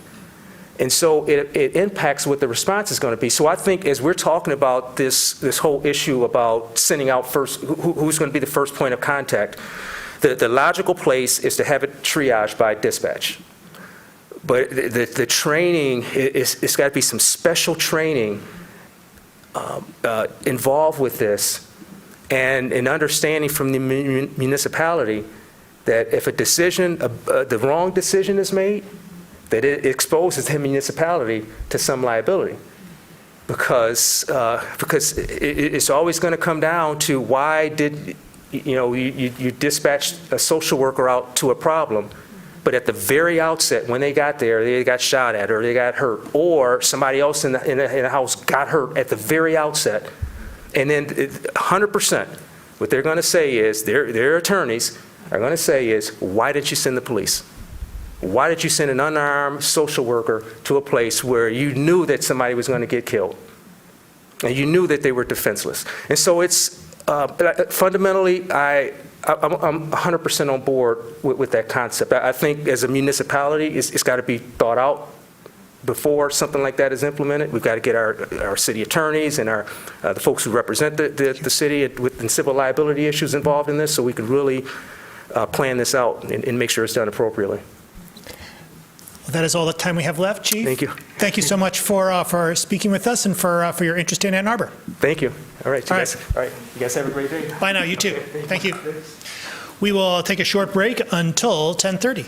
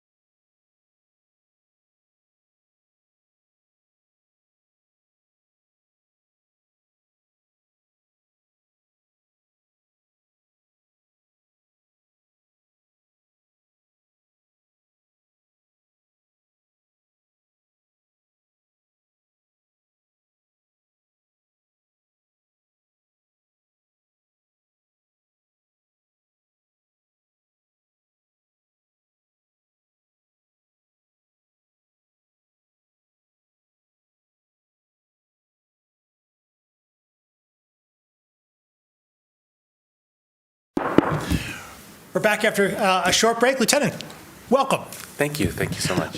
Thank you for your interest here in Ann Arbor. Thank you so much for having me. Excellent. So as I'm sure you've been briefed, we'll have 45 minutes until we've allowed a little bit of slippage. So 11:16 will be the outer bounds of our conversation today, but we'll run through 10 pre-identified questions, and if there is opportunity thereafter for either follow-up questions from council members or additional questions from council members, then we'll roll with those, and we will end either at 11:16 or at the end of our conversation, whichever's earlier. Sounds good. Thank you. Excellent. Thanks. So starting off, please. How have the principles from the 21st Century Policing Report impacted your leadership approach, especially in light of disproportionate harms suffered by people of color? Yeah, the principles of 21st century policing, before we had those, it was really just a whole bunch of ideas all over the place that people thought were good and some weren't. But this was, I think, the first time that we developed, that a framework was developed that really gave deep-level substantive a framework for progressive-minded police to really function and work on. See, 21st century policing is not about the status quo. It's about evolving the profession. 21st century policing is about working towards that evolution to build trust with the community. And it's really only just a starting point, to be fair. For me, in San Diego, I've developed a lot of the co-create a lot of the county-wide protocols and training for the police academy, which is a regional academy, and I have relied on the 21st century policing model to really structure a lot of those. So at the onset, when you have brand new officers coming in, that they're hearing this right from the beginning, that they understand that this is the standard. This isn't a book that you or something you read about and then you forget it, but we want the culture to be established that these are the principles that we follow. And so I've used it not only in that sense as an educator, but also amongst my teams to really provoke conversation, to really encourage conversation, and to really help us understand that the only way really we can do policing is by taking some of those guidelines and then going out to community and making sure that they are really matching what community wants. Those are very general and open pillars, right? The 6 pillars. So that's why I say it's just the beginning, because it gives us a starting point to think about. So for example, with accountability or transparency, or building legitimacy, those sound really nice on paper. So how do we take that? How have I taken it? I go to community and I have us kind of do this co-creative process on policy building, pillar 2. In my current assignment in internal affairs and EEO, and I'm working with independent oversight groups, that's what I do. That's what I use. So,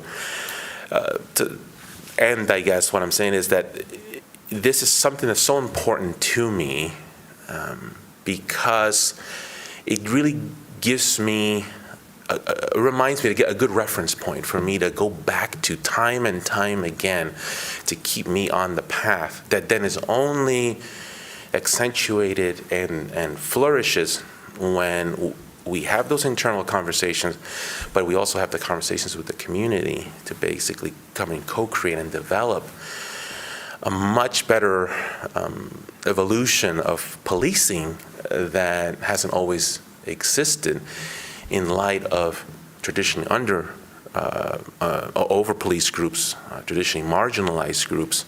This is a good framework to start to have those conversations. Thank you. Please discuss your role in ensuring transparency, especially during high-profile incidents, including the role that the chief should play in communicating to the community. Yeah, the transparency is, I mean, when you really think of the word literally, it's removing that veil that officers, police departments have traditionally set up to quote, protect themselves. Protect themselves from what? We're here to serve the public and the community. We need to be transparent. And examples of that are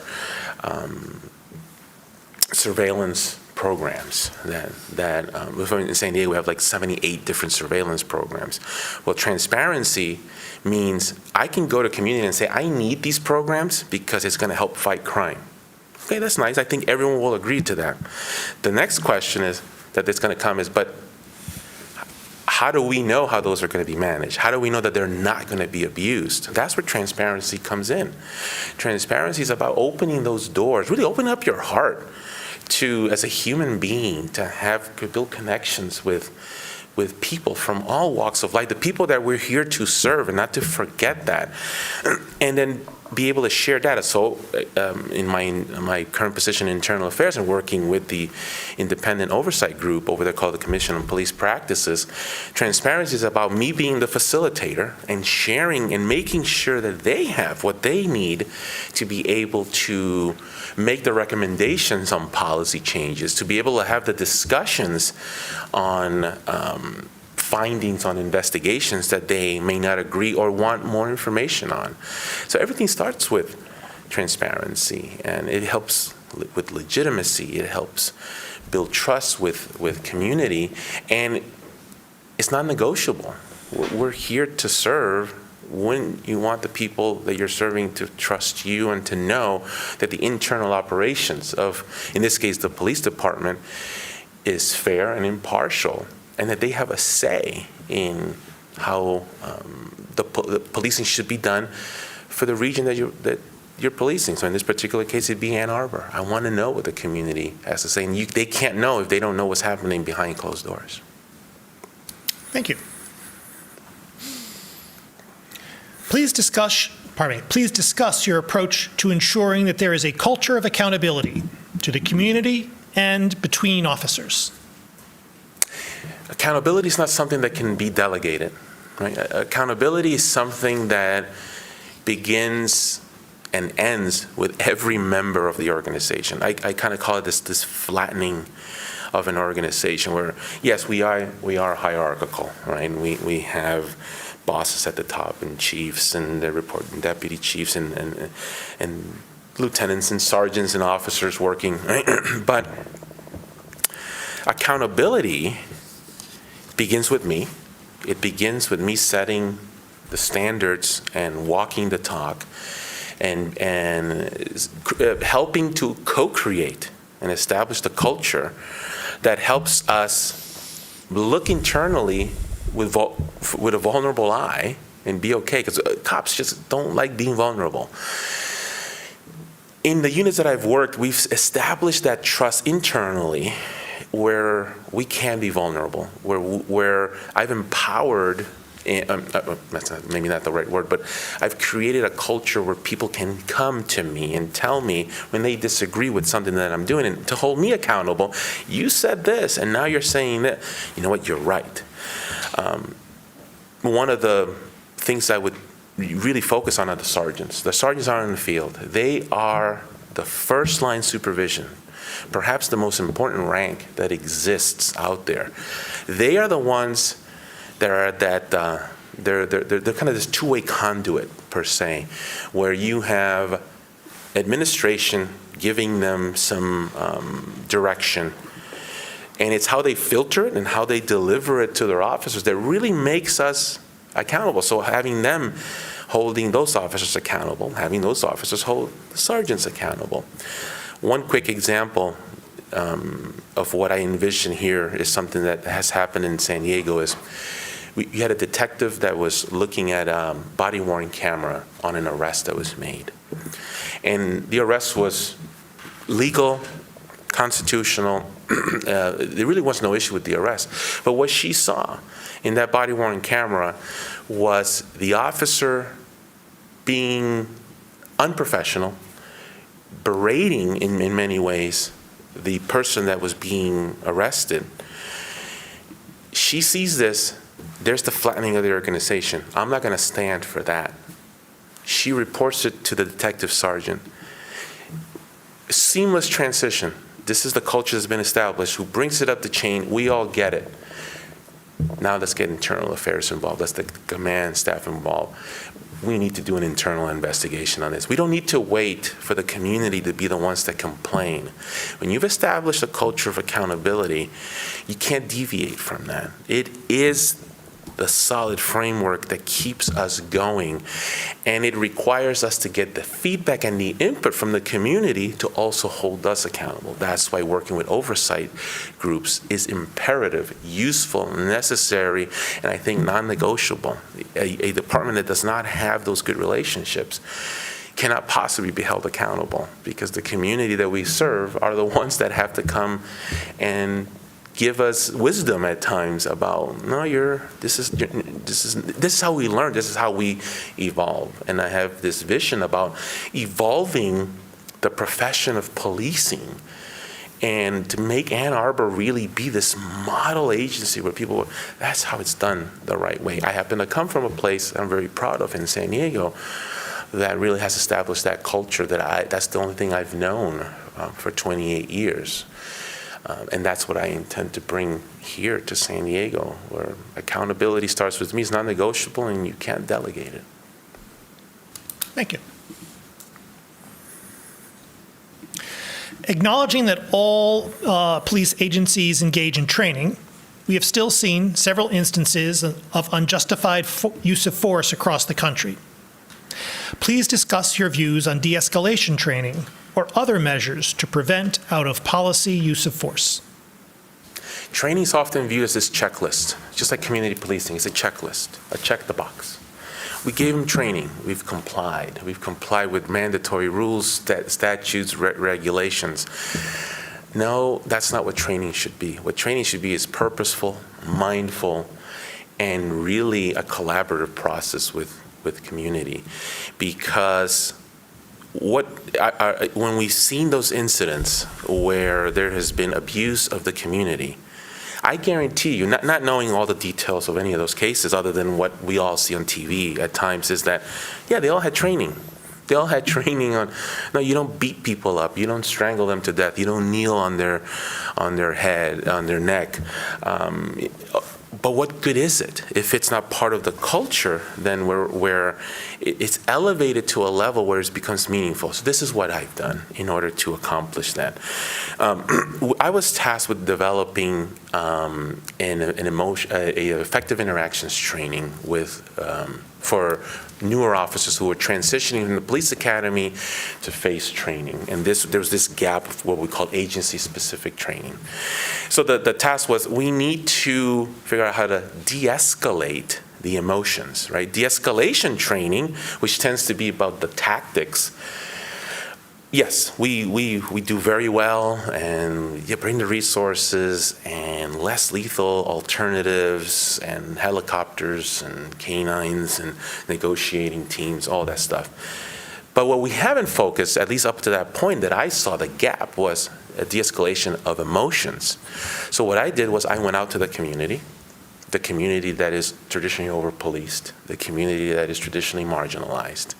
And I asked them in a lot of different forums, often led by clergy from the community that have legitimacy and was able to bring community together.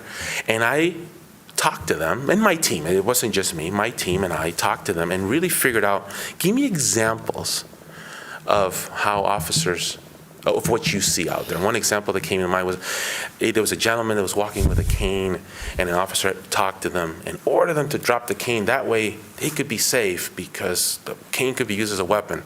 But if the gentleman dropped the cane, he's going to fall. I took that and be like, that should be a scenario. And you know who I'd like to deliver that training?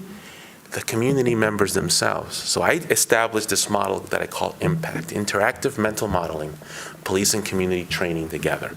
The mental modeling piece is why don't we talk about the different ideas that we have, because traditionally it's police driving training.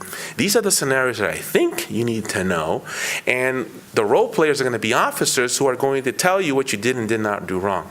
That wasn't good enough for me. For me was community gave us the scenarios. that are real life scenarios, not hypothetical scenarios, but real life scenarios. And together we created training that was put together by psychologists, crisis interventionists. The role players were the oversight group members. At the time, we called them the Citizens Review Board members, clergy, victim advocacy groups to come in together, co-create, deliver that training, and guess who gave the feedback? The community members themselves. The officers, the end result was that the officers felt that for the first time, they were getting real training involving these complex issues from the community themselves. They themselves got the first hand. The way you stood, it made me nervous when you had your hand resting on your gun. The officers didn't realize that. They just got out of face training. They take this position of standing, with what we call the field interview stands, because the whole world could be dangerous. How about you humanize the experience? Not everybody's out here to kill you and hurt you.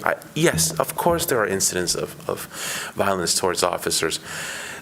Assess the situation, de-escalate your emotions, hear from the community, and it was just an unbelievable experience to see that co-creative process happen. So it's not just about the de-escalation, which is the tactics part of it, but the human heart part of it, the cognitive part of it, and that's what that's training that I helped develop. Thank you. What experience do you have working and interacting with members of the LGBTQ+ community? And how do you make these community members feel safe and comfortable in their interactions with police? In many of the divisions that I have worked throughout my career, both in patrol investigations, handling cases where the victims or the survivors of those crimes were from the LGBTQ community, I've been able to have really just honest conversations about how we can position ourselves to better serve that particular community. I would ask questions really of myself beforehand, and I'm a self-reflective thinker. Say, have I really challenged my own biases? Have I really addressed are there implicit, maybe there's implicit bias, and in trying to uncover and unmask that?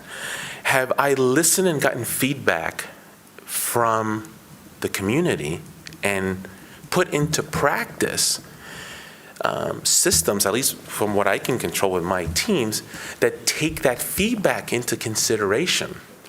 Having the robust discussions and recognizing publicly that policing can be inherently coercive, just a mere uniform. And what I got in return was feedback that said, there was officers that came to a training and they thought the training was fantastic, but why did they have their guns with them? And it made me think, right? The initial reaction is, well, officers carry guns. But instead of, again, there's my self-reflective back, stop, hold on, let me ask questions. This is a salient issue that's going on here. And what we were able to unmask was, it's not that they thought that the officer was going to come in, pull out a gun and shoot. It wasn't that. What they were saying was, is there another way? And you know what, there is. There is another way. Could you come dressed down and not be in uniform? Did the training need to be delivered in uniform? Could it be delivered in civilian attire? Could it be delivered in a training uniform with khaki pants and a polo shirt? And the pushback can be, well, but what if I need my weapons? I do. I get it. And yes, that is always a concern and an issue.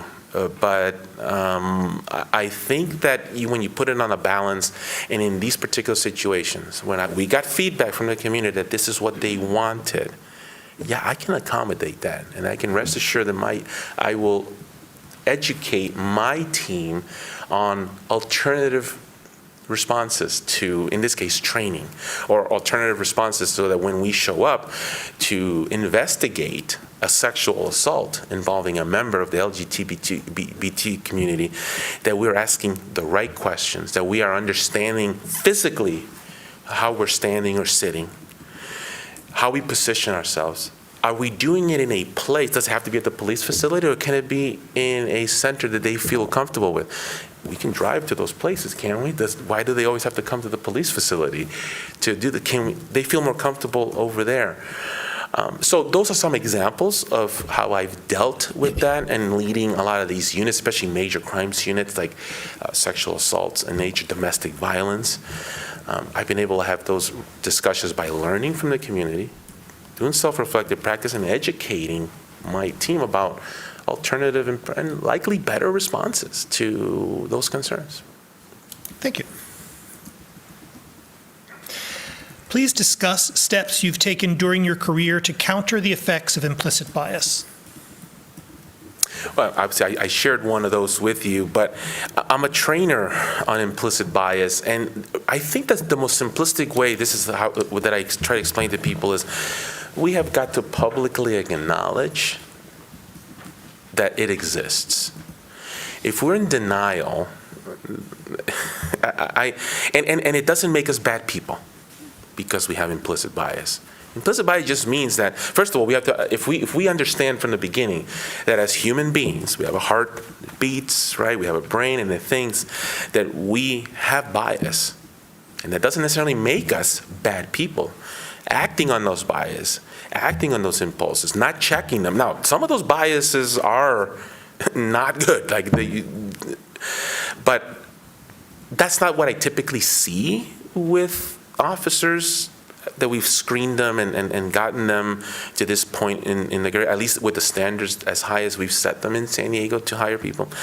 But it's about recognizing and acknowledging them. And in the academy, one exercise I do is we actually write them down. And guess what? We're going to share them too with each other. And it's such a robust, I use that word a lot because it really is the best way that I can carry it, robust conversations that happen at the onset of somebody's career, where we're talking about there are things that I haven't recognized in my life, and hearing testimony from people who, community members, guest speakers, who explain things. I didn't know that. I wasn't thinking about that. In my world, I never had to think twice about, here's a classic example. A mom came up to me one time. She was concerned about some of the officers who had stopped her son and said, let me ask you something. Do you have kids? Yeah. Do you know what it's like to be, and this was an African-American mom, to have my 17-year-old son leave every day to go to school. He's a top student, and I don't know if he's going to come back. And I don't know if he's going to come back because he's going to be a victim of gang violence, and he's going to be misconstrued by some gang to be some bad person, or maybe it's at the hands of the police. Wow, I'm like, I never had to think that myself. Yes, I'm a person of color, and I have thought about myself and my safety and certain neighborhoods that I feel uncomfortable driving in, perhaps because I may be targeted. But to think about this other mom being so vulnerable, and now what does that provoke? That provokes conversation where the officers are, hey, have you thought about this? No, I never thought about this. You're right, you haven't. So how do we validate that, and how do we learn from that? And that's the culture that I've established, this training that always seems to need to happen, this educative process, so that implicit bias is recognized, and to help people develop at least a concept where they're hearing when other people are recognizing it and they're not seeing it. And ultimately, hopefully, they can develop the skill themselves through reflective practice to be able to address it and change it and be better. Thank you. The role of chief requires that you communicate with police employees, elected officials, the public, and other agencies. Please discuss your style of communication, touching upon steps you've taken to improve your skills. I always wanted to teach at the police academy, and I recognized that I wasn't the best public speaker back when I first started. I ended up going to Toastmasters, and it really is taking those necessary steps to grow and develop, where now I really feel comfortable. This is my calling per se, and that talking to community groups is the only way I know that I'm a lifelong learner, right? I'm about to finish my PhD in leadership studies. I'm always learning, but it's not just about learning in the classroom, but learning from community. And every opportunity I have to go out and talk to different people from different walks of life is what I like to do.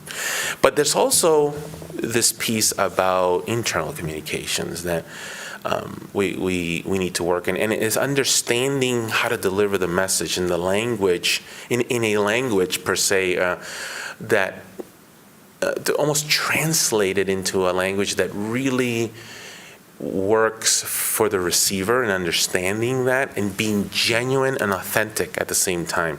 Not coming up with what do they want me to say, so I'm going to say it, but to be authentic about it. Is my leadership style in regards to that is really authenticity, and to really take every opportunity possible to have those difficult, critical conversations where teachable moments are important, the educative process, and that works just as well with community. There are times where it's important for me as a chief to be able to educate the public and the community on a particular issue. Most of the time, most of the inner tension that exists is really about a perception, and sometimes the work needs to be done. We're the ones who need to do this, make this change.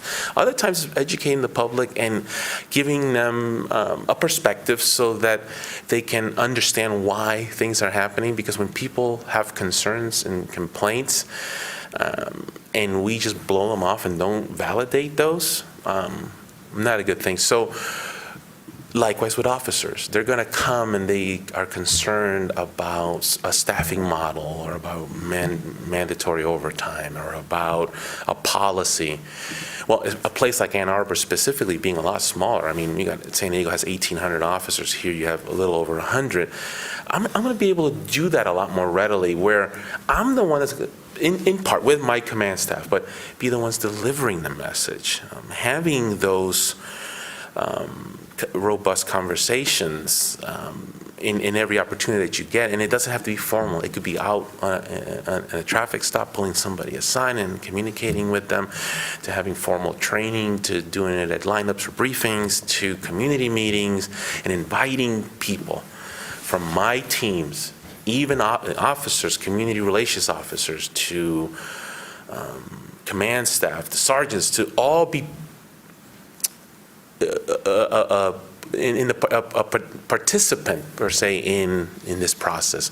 That's my style. That's what I encourage, and I want to continue to evolve our profession to do that more. Thank you. Can you please cite an example where you've helped your agency to coalesce around a change of policy, protocol, or program when their initial reaction was to resist the change? When I was assigned to the Family Justice Center, and our domestic violence unit is included in this, like a one-stop shop, right, for survivors of domestic violence, we had an investigation of a survivor who had been assaulted in domestic violence, and it was a pretty brutal assault. And about 2 days later, came back in to do a forensic exam to look at the different injuries that had developed over the few days. During this process, she disclosed to the nurse that she had some suicide ideation.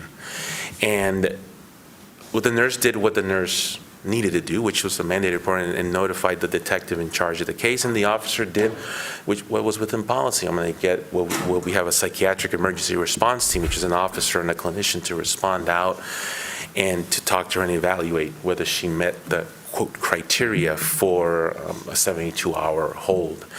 I mean, just the sounds of that already sounds not nice, right? But that's the law and that's the policy. So they came and they ended up handcuffing her and ended up taking her to get the treatment that she needed. Well, on the surface, they did what the policy said. They said they did. They complied with the law. The director called me and said, I have an issue with this. Is there another way? And I was trying to explain, it's not that simple to just change the policy, but I'm going to look into it. You're right. This is a sanctuary space. There needs to be, when we develop what we call a warm exchange. I talked to the initial pushback, I guess, from the department is, but hey, this is the policy. It exists, liability, and that's why we handcuff people. Yes, I get that, but we also have alternative methods of response. And at least for the Family Justice Center, right, this sanctuary space, how about we don't call an armed officer to come? How about we initially try the mobile crisis response team, which is an unarmed response team. And basically what I did was I problem solved initially. Oh my goodness, we got to change. Probably going to have to consult with attorneys, which is, I understand that, I do, and you don't make knee-jerk reactions. But at the same time, there's no time to wait because you don't know when the next one is going to be. So at least within my scope of influence, in my realm of control, I was able to create a much more trauma-informed approach to handling a survivor who had suicide ideations, likely due to the trauma that had been inflicted upon her, no fault of her own. And the end result is, yeah, everybody was happy with that approach. And whenever possible, that's what we go to. Thank you.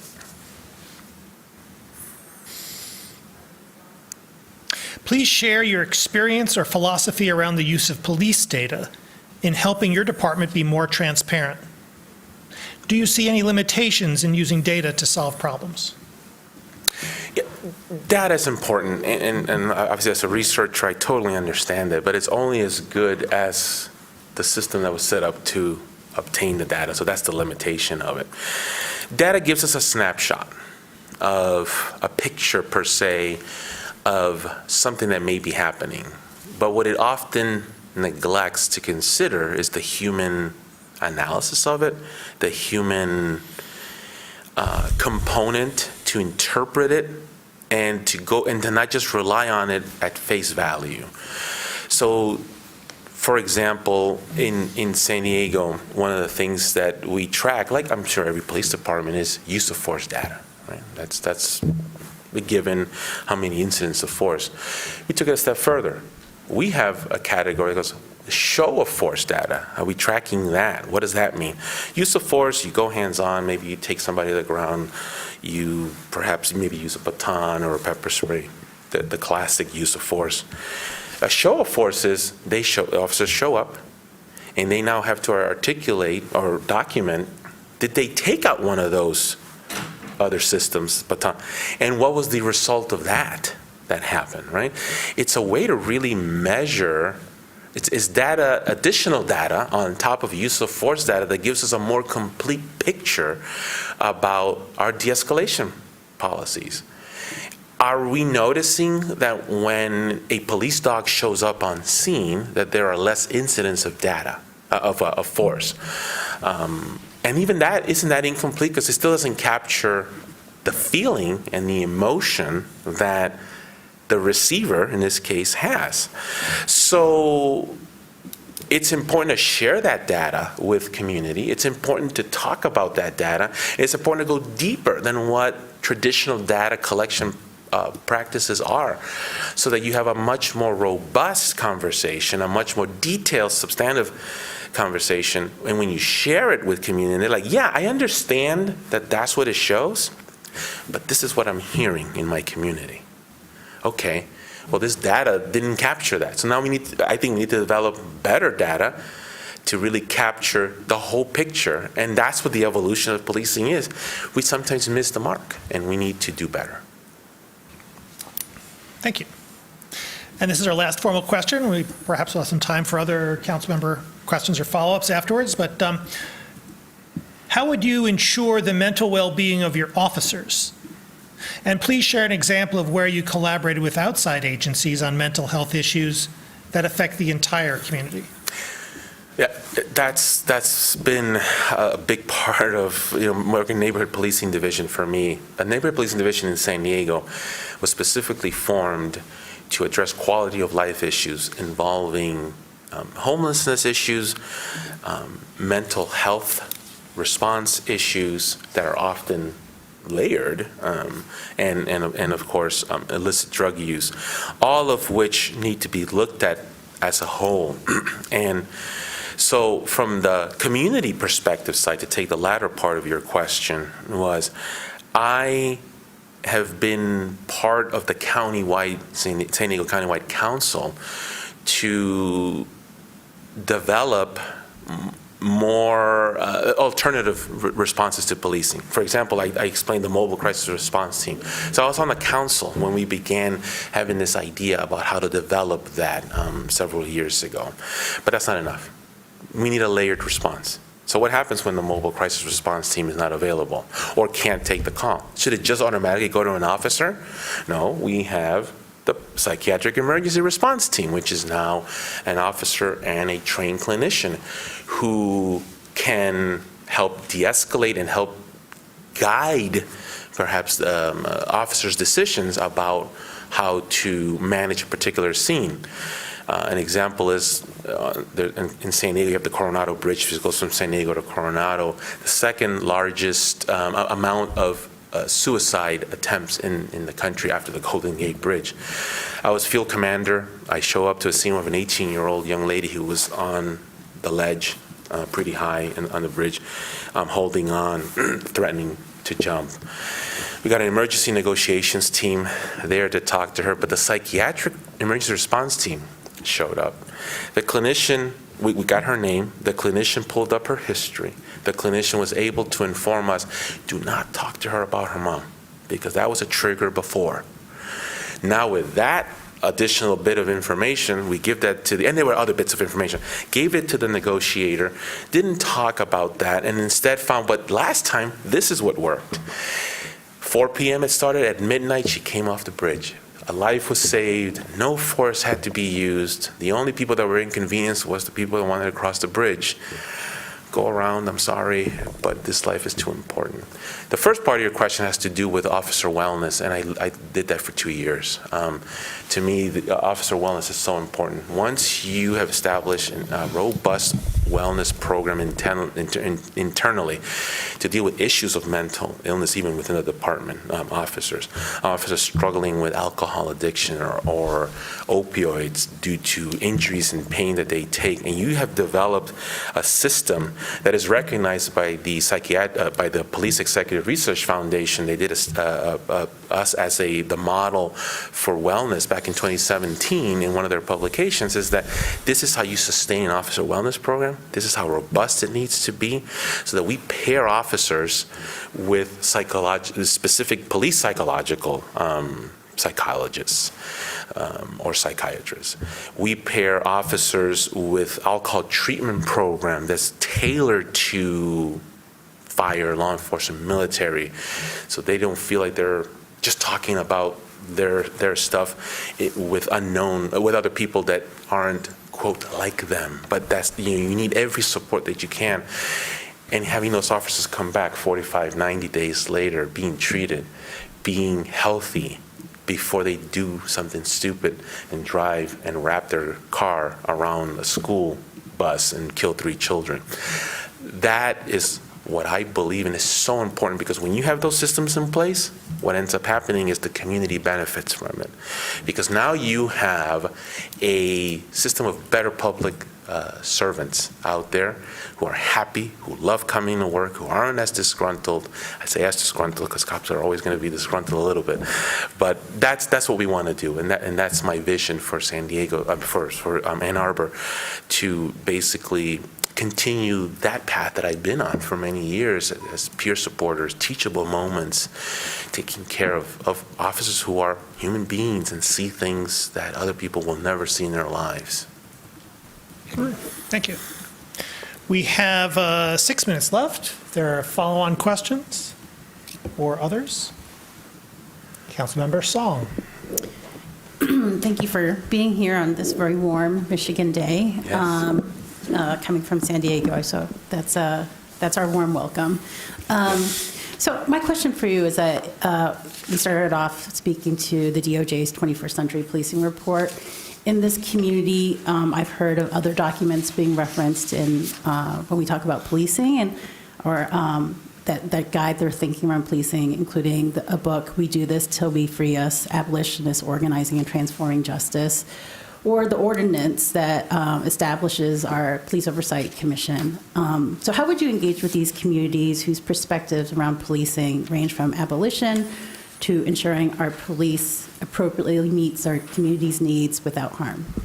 Yeah, how do we develop and evolve when we don't have those relationships with every member of the community? And it's not just saying it because it sounds nice, it's doing it. And with a purpose and with intent to learn and grow, for us to be vulnerable, for us to say. So I'm well equipped because it's really been my history, I guess, in a place like San Diego. And I started here at U of M at the police department when I was a student. But that really was how I was trained to believe that in other words, it would be me reaching out to those communities, those groups, and asking them, not just waiting for them to come to me or I'm hearing it from somebody else. Now, they may not want me to reach out, and I'll be respectful of all that, but my goal is that all those points are important, and there is a lot of things that can be learned to help evolve our profession. Because if people, for a variety of reasons, they may want police abolished. I get that, and I think that's important to understand. But why? What have been your subjective experiences with police or law enforcement, with my profession?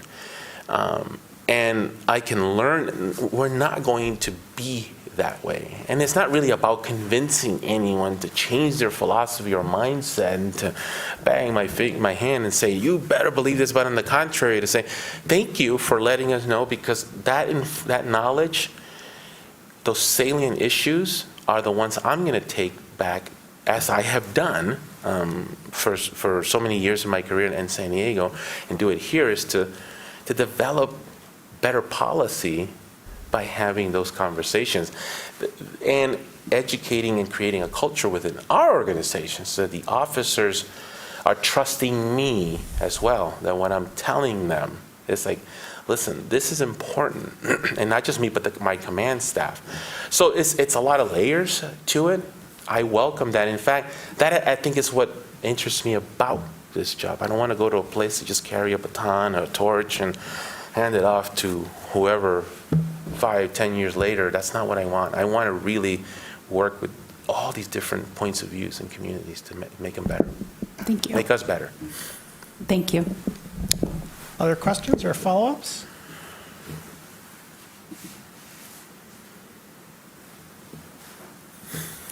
Lieutenant, I will give you your 2 minutes back. All right. But I will say thank you very much for our conversation today, and of course, your interest in Ann Arbor. We're grateful. Thank you so much. Go Blue. As a proud U of M alum, go Blue. Excellent. Thank you very much. Thank you.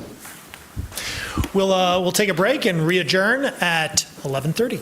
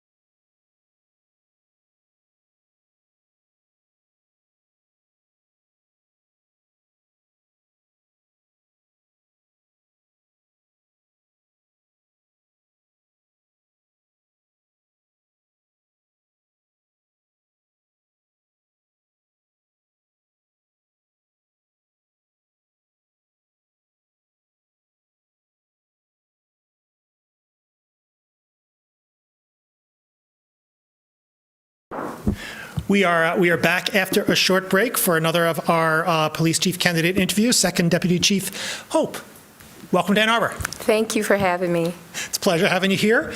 As I'm sure you've been briefed, we'll have 10 preset questions, which you and I'll run through for the group. Then there will be perhaps follow-on questions from council members or additional questions from council members, and the conversation will end at the earlier of the end of that conversation, or 12:15, whichever rolls in first. Okay, thank you. All right, sounds good. So again, welcome. First question is, how have the principles from the 21st Century Policing Report impacted your leadership approach, especially in light of disproportionate harms suffered by people of color? Thank you so much for the question. So first of all, 21st Century Report for any leader is a great guide. It's a great guide because it defines the pillars, right? We're talking about building community trust, legitimacy. We're talking about policy, oversight, technology and sociology, social media, I'm sorry. We're talking about so many things between training, between community policing and reduction of crime. And the last one is so important, and that's the officer wellness. And I think any time that we talk about officer wellness, we're also talking about how we police. We're also talking about how accountability and transparency is. Because if we don't have a police officer that is not whole, and we don't have parameters set up for him to be whole, him or her to be whole, then we have a problem. And so with that accountability piece and with that report serving as the guide, as we go through our day-to-day activities and as we go through our accountability pieces and as we go through our performance indicators, we're actually monitoring, and we should be monitoring, from the lowest level of supervision all the way up and from the top to the bottom to make sure that officer wellness is accurate, they're good. If you see any indicators, then that officer should be pulled. Conversation needs to take place. One of the things that I like doing, we have peer support, but even before our peer support, I like having comfortable conversations. When I see something that is not supposed to be in the reviewing process of what we have in our agency are our body-worn cameras, and I believe that you have the same thing here. And so as you're doing your day-to-day just preemptive monitoring, you can see certain things. You can see the connections with the community. You can see the disconnections with the community. You can see when that officer is off, and you can see when he's on point.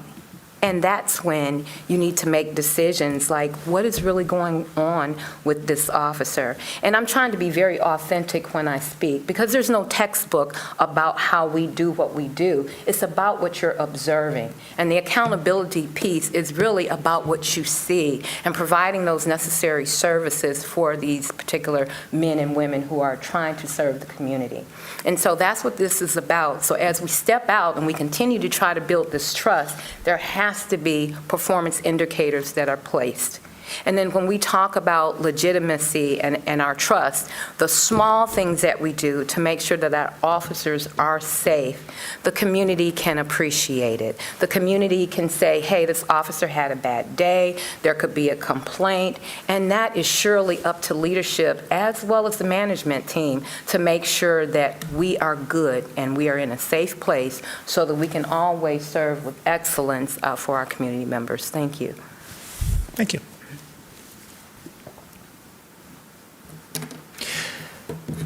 Please discuss your approach in ensuring transparency, especially during high-profile incidents, including, please discuss the role that the chief should play in communicating with the community. Transparency is key in my current role as Second Deputy Chief. I'm actually engaged. Anytime there is an officer-involved shooting, a critical incident, I am right there with my chief. I am right there with command staff. In fact, I have the task of notifying our deputy mayor, our city council, our board of police commissioners, who is our oversight team, as well as our activists, right, and our faith-based communities. And in real time, you are able to see exactly what we are seeing through our lens. Transparency is paramount because based on our life's experiences is what dictates what we really see through our lens. So in order to get, most community members say, but what about the video? What about exactly what happened? Well, my transparency and accountability to any of you that may make a scene will be, this is what happened. However, be prepared because there's going to be an update. Because my commitment to serve and to give you the most accurate information is when I arrive to the scene. Whatever's on the notes, whatever the detectives have, is what your first line of information will be. And certainly, as we're at the scene, there will be a provided update for you. And then as we go further, once the investigation at the particular scene has been concluded, then we have details that may even rely upon getting extra information to you. A lot of the community members, when they sit at the Board of Police Commissioners, they oftentimes ask about video. Well, let's talk about that as a leader with video. Video is excellent. Our dash cams, our body-worn cameras, it's an excellent source to get exactly what happened. However, my personal opinion on getting that feedback, I believe you need to have narrative. There are some body-worn cameras and there's information that you will review, that you know what you know and you see it, and you can hear people say things. But when you don't have that and there's a gap there, you really need to have narrative with the video that's being submitted, so that you can understand, was there additional information that the officer have that maybe not being, presented in the video? So for transparency, that's up to us, that's up to the leadership, that's up to the detectives, that's up to everyone to be able to foster and give you that information that you so deserve and need. Thank you. Thank you. Please discuss your approach to ensuring that there is a culture of accountability to the community and between officers. Thank you so much. So I truly believe in officers need to intervene. I believe if something is going wrong, just like we want our community, if something happens, I want you to say something. That's why Crime Stoppers is here. That's why we have Rewards TV and all of these other things, is that we want the citizens to be able to help us solve crimes. Well, it's the same thing for accountability with your partners. Who wants to be part of something that is bad? If someone is doing something that is wrong, you have a duty to respond and you have a duty to tell. And that right there in itself is not tolerated for bad officers. It's no toleration for that at any acceptable level. It's just not acceptable for me. And for that, we have, again, I spoke about performance indicators. We have to have measurables inside the organization with defined expectations that this is the policy and procedures that we're going to follow. And if they're violated, they're going to be documented, and there will be discipline. There will be discipline. You can't keep allowing someone to do something and there's no documentation, and then when something goes out of hand, now you want to come back, or here's a stack of papers that's never been documented. We have to hold people who are in violation accountable. So our performance indicators need to be in place, as well as positive incentives as well. So you need to reward the officers when they do well, and then you set up your matrix and you hold them accountable. And then there's another piece for accountability too, because now you're looking at your first line supervisors. You're looking at the men and women who said, I want to be supervisors. Well, you need to supervise. You need to be accountable. You can't be buddies and friends, and when something is wrong, you just shun it off like it never existed. That's not how we run an agency. There has to be fair, impartial, everything, constitutional, I say this all the time, legal and respectful policing, whether it's on the outside to our community or if it's in the inside of the organization. And without a doubt, people should know that we are above bar. That's why we wear these badges, right? This is an honor to wear the badge. It's a privilege to wear the badge. And when you have officers that aren't privileged and they're not doing their job, then they're dishonorable and they should not have the badge. Thank you. Thank you.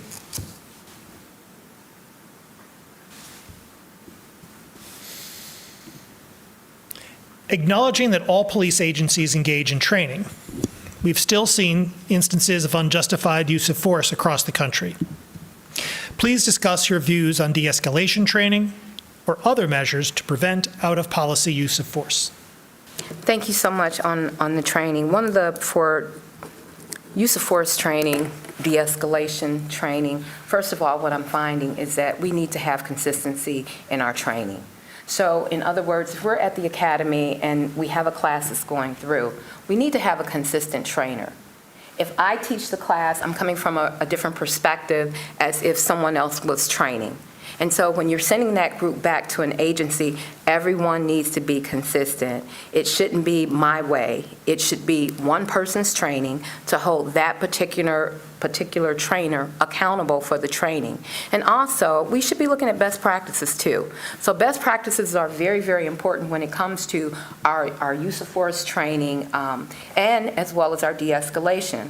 Now, when we talk about our de-escalation, one of the things that really comes to my mind is about how the officer wellness is. And I speak about that because in such a large agency that I come from, we see a lot of disconnect. We see a lot of internal issues going forth in people, and it needs to be addressed. And that's why our peer support is so important. So when we talk about our techniques, we're talking about interpersonal skills as well. That what we have when we're encountering and we're interacting with our community, that we have time. We can utilize time to just wane it out, talk it out, and make sure that everyone is good in a good space. Sometimes you do have those times to where you won't be in a good space, but we still can utilize time for de-escalation. It doesn't matter about the foul words, it doesn't matter about the conversation, because we should be excelling at a different level. And so the expectations when we're talking about being involved in something potentially that's dangerous or a use of force potential, we can call support in, not in numbers to give the appearance that we're coming in on you. No, but just to talk it through, because a lot of times you have outside influences, agitators, you have family members who are out there, and those particular backup units can just handle the families, handle the crowd in the community. So it gives that officer the leverage to de-escalate something. It gives him or her the time for that. So once again, the interpersonal skills are very important. The training is very important. And I must say also, every time you have an incident, you should debrief on it. You should learn something from it to make sure that everyone is in a safe place and everybody goes home. Thank you.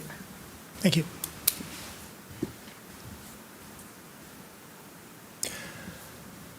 What experience do you have working and interacting with members of the LGBTQ+ community? And how do you make these community members feel safe and comfortable in their interactions with police? Thank you. I have over 20 years with the LGBT community. I served as a lieutenant, and our precinct was in a park. And oftentimes I would have a lot of complaints in the park, the loud noise and different activities in the park. And I would often go on patrol. And I got a chance to meet a lot of the members of the LGBTQ. And we will oftentimes have real healthy conversations to where it put me in a place, because I was the lieutenant on the shift, it put me in a very good place to set expectations. And then just getting the knowledge of this particular community, it was very worthwhile, because as I grew in my leadership, I was able to take that knowledge I had for roll call. And I actually had LGBTQ from an early age in my leadership start talking to the officers so we can start understanding. Because what happens is we all have these biases. And sometimes people are afraid of different people, different organizations, different community groups. And so moving fast forward now as Second Deputy Chief, I have a wonderful opportunity where I have a liaison that's under my command, and it's our LGBTQ liaison. And so now what we do to make sure that our members feel safe is that we have council meetings we have community meetings, and even upon notifications, they are able to call the liaison and say, the police pulled me over, can you respond? Or can you stay on the phone with me? So we understand the dynamics, and we give them this particular group, so that they can feel safe. If there's an arrest, they even have the ability to have the liaison even meet them and go through that process. So just understanding and trying to make all people feel safe is very, very important. And really listening and understanding, and I love it because I have some very courageous members of LGBTQ, and they will actually tell you what the letters mean and why they made life-changing decisions. And I think the educational part of it and pricking the heart so people can really understand, I think that's a phenomenal place to be. And so I'm very happy to have that liaison under my command. Thank you. Thank you. Please discuss steps that you have taken during your career to counter the effect of implicit bias. Thank you. So once again, people say training, training, training for implicit bias, and I know that we all have some kind of implicit bias. Training is really, really healthy because it allows us to see what true biases that we have, and it gives us the mechanisms so that we can deal with our own internal biases. But one of the things that I really like, and I find is very beneficial for my guys and girls, is that the community. It's nothing like going to a community, whether it's a faith-based imam you're talking to, it could be anyone in any diverse group. But the educational piece right there comes from the members. It actually comes from hands-on to understand when you're entering someone's house in a community, how you don't look a woman dead in her face in their faith base. How you take your shoes off, and if you don't, you're showing a sign of disrespect. So a lot of the things that we do, it's good in training, it's good that we read it, but to be involved in it and experience it and to be able to ask questions about it makes a whole well-rounded officer for me, and it helps to continue the education, and it continues the respect also for our communities. Thank you. Thank you.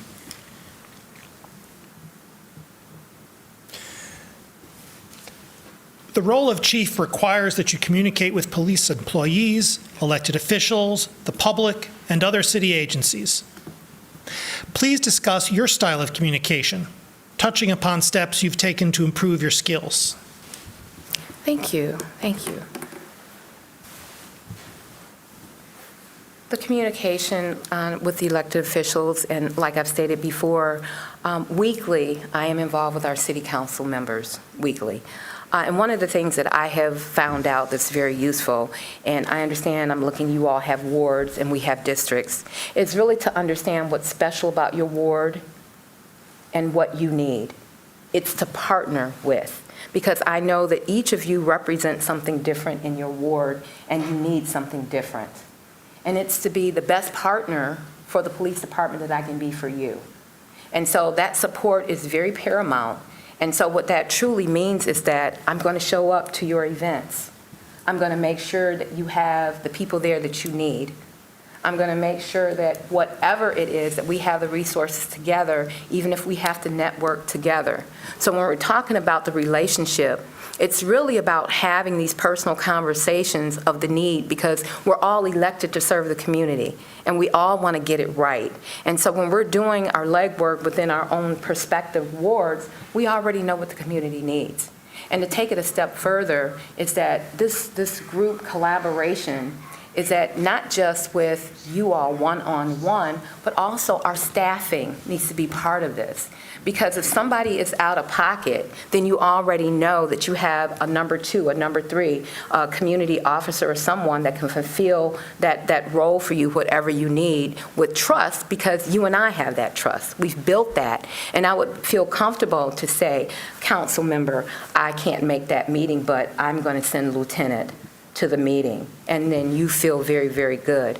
The other thing is making sure that we have clear lines of communication, that we are actually talking and we're not emailing. It's a simple phone call, and I know that the tasks, sometimes we get so busy, but it's really, really important for us to communicate. And that's on a regular basis, not just the once a week or month or however you all are meeting and you're having your sessions. So thank you. Thank you.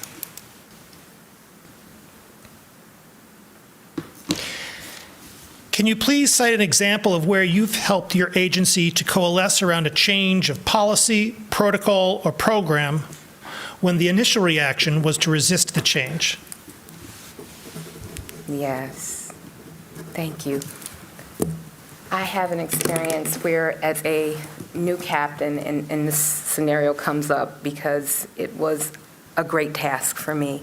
I was a newly appointed captain, and my chief asked me to resurrect an entire community, which is much like Ann Arbor. I had over 120,000 residents. I had on paper 120 officers, but I really only had 62. We were underserved in that particular community where we had to travel down from a whole nother district just to come down to serve the community.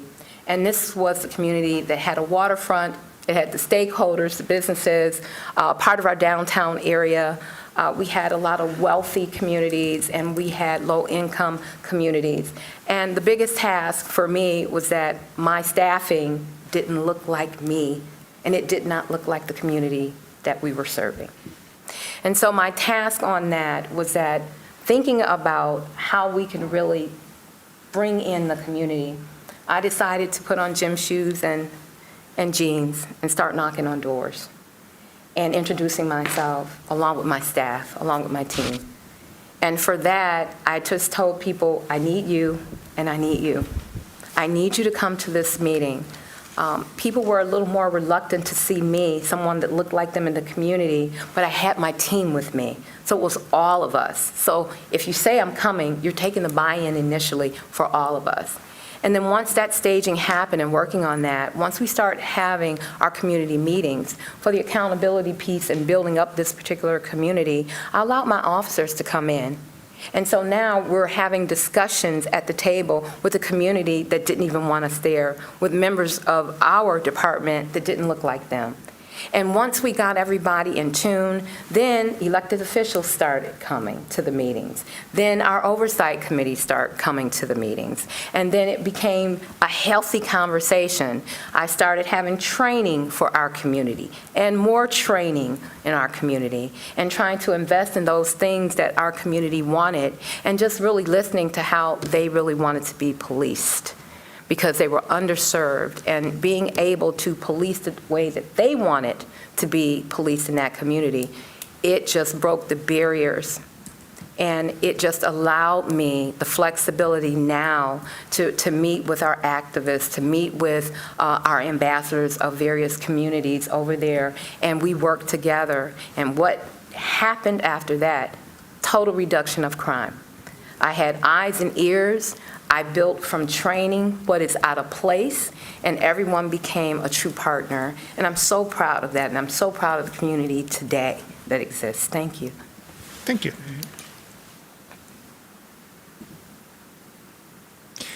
Please share your experience or philosophy around the use of police data in helping your department be more transparent. Do you see any limitations in using data to solve problems? Thank you for the question.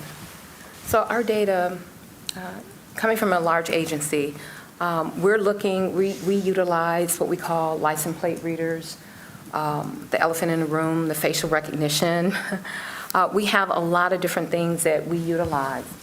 But let me say this, any technology that we use should only be for an investigative purpose, to move something forward. It should never be used as a probable cause to arrest anyone. And whatever we have should be built in layers and processes and procedures and more processes and procedures. And when we utilize that and we're vetting it properly and it's used, it could become a great investigative tool. And what I mean is, our license plate readers, for example, when you have a kidnapping, an abduction, you have a horrendous, it could be a homicide or anything, those are healthy ways to instantly get attraction for the investigation. But it is a tool. It's only a tool. It is not designed and will never be, up under my watch, to violate someone's civil rights. But let me add this to you. Even though I can speak about technology, and as a team member, as a collaborative, we always can do best practices in what's working over here and what's working over there. But the real fact of the matter is that because it's working well over here does not mean it's good for us over here. And so one of the things that we have to do when we take the pros and cons and we're here, we're talking and level setting about what our community needs, we also have to have the community chime in on what they want. Because that's one of the things that we have to garner is that what is best for us. Because if we have no knowledge of what the outcome can be, there are more things that could occur from the community as far as pushback. So everyone has to be at the table for any new technology. And I love technology, but if it's not meant to be, it's not meant to be for the agency. Thank you. Thank you. And our last formal question. How would you ensure the mental well-being of your officers? And please share an example of when you collaborated with outside agencies on mental health issues affecting the entire community. Thank you. I spoke about mental officers' wellness, and one of the things that I really want to focus on is our mental health. Mental health is very important, especially coming from a major city where we are. Every day we're seeing shootings of some kind, or homicides, or abuse of children, a gamut of things. And so it definitely works on your mental capacity. And so one of the things that we bring in is that we debrief. After everything tragic, we have to debrief.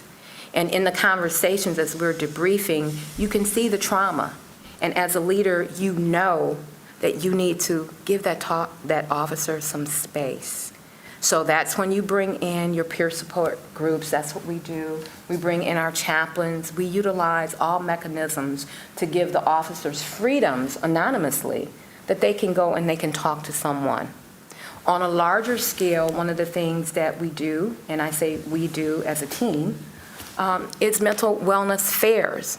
We bring in our experts. We have fairs right outside our agency. We bring all resources, give them hotline information, suicide information, domestic violence information, and that's very important. But that's for the mental. But now we're talking about physical now.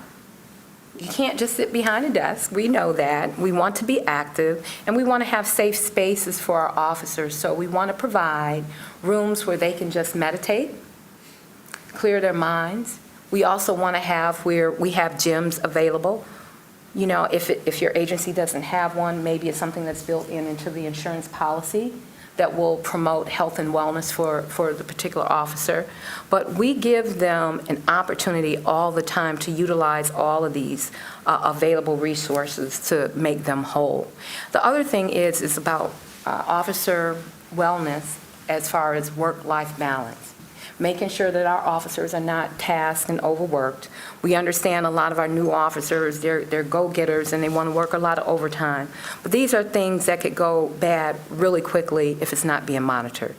So just making sure that there are mechanisms in place so that the officers are not overtasked, as well as having people there that they can confidentially speak to when they're in harm's way, when they know they have had some kind of trauma, and just being in support on all levels for our officers. And initiatives, the training, the availability anonymously to be able to speak to someone is what we always bring. And then again, I always have an open door for me. Thank you. Excellent. Thank you. Are there follow-on questions from council members? Councilmember Song. Thank you for speaking to data and technology. I see you've done your homework. So I'll be frank, I'm not a fan of Detroit's use of ShotSpotter and facial recognition. We know the ACLU is suing the city for falsely arresting Robert Williams and Portia Woodruff as a result of facial recognition's inability to discern BIPOC faces. And then a study was just released on ShotSpotter showing that it diverts police resources away from confirmed 911 emergencies. So can you speak to the adjustment from using these technologies in the city and collaborating with MSP to community-based policing here? The adjustment from coming from that to what we see here. Well, absolutely. So thank you, Council, on that. Let me retract and go back. Not retract, but let me expound upon what you just said as far as technology is concerned. Because if I wasn't clear, I want to be very, very clear. The examples that I gave is always in community relations, the elephant in the room. And even though we're a large agency and we're utilizing that technology, what is most important is what I said, it's not good for everyone. And everyone needs to understand what the pros and the cons are. And the community, as well as all partners at the table, need to be able to assist and assess exactly what it is that they need. So when you're talking about going outside the agency, I really think that that's something that the police department and the community is designed to do. And I think before we even get out to Michigan State Police to collab on anything, I think that's a determination and a decision collectively as partners that we make here at home first. And then what we do is we roll out the expectations and we develop policies and procedures that everyone is happy and they can live with. And make no mistake about it, no matter how bad it is or good it is, in my opinion, it should only be used as an investigative tool with layers and layers of processes and procedures on that. So thank you for that. Thank you. Other questions? Councilmember Briggs. Thank you for being here. One thing that we haven't touched upon in the questions are policing as it's related to some of our other community priorities, particularly around sustainability and transportation safety. So one of the initiatives that we have in the city of Ann Arbor is to encourage folks to, bike, to walk, and we're working to make that safer for everybody in our community. So I'm just curious about your experience with Vision Zero, your experience with thinking about the police department's roles and responsibility in terms of making the streets safer on traffic safety and multimodal transportation. Okay. Yeah. Okay. So I love the concept of having beat officers. I love it. When I came in to visit a day before the interview started, I actually walked the nightlife. And that was an experience for me, walking the nightlife there. And I do understand the concerns of the new lanes that have been placed in and whatnot. So yes, to me, that's all about community awareness. It really is. It's about defining the lines of how we should operate in those particular lanes, how we should drive when we're next to the lanes. But most importantly, when I said I visited and did a walk last night or the day before, it's really, I like seeing police. I like seeing where you have that presence of some type, especially down your major thoroughfares.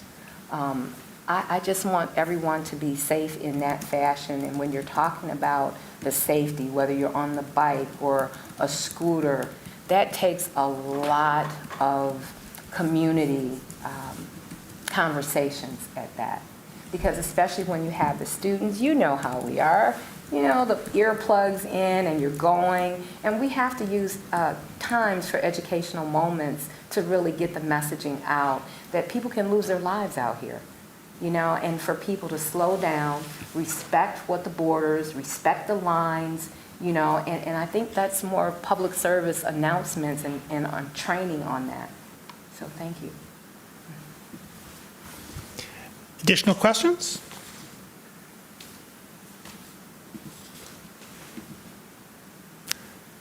I guess we'll give you some time back today. Well, thank you so much for coming in and for your interest in Ann Arbor and the conversation that you've had with council and the community. Thank you. It's been most enjoyable. Thank you for your time. Thank you so much. Super. Thank you. And with that, we'll adjourn the session.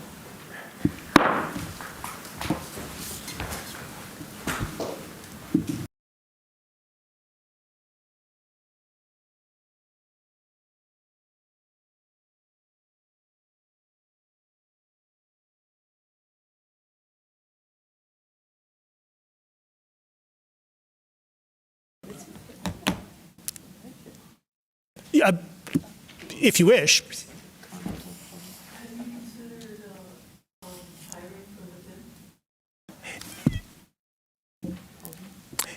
This is a time for public comment, which is folks coming to speak to council about matters of interest. It's not a question answer Q&A session. No worries. No worries. No one in-house to speak at public comment. Is there anyone online who would like to speak at public comment? There are no callers online. Thank you. Seeing none, public comment is closed. Are there communications from council? Motion to adjourn, moved by Ghazi Edwin Harrison. Discussion. All in favor? Opposed? We're adjourned. For real.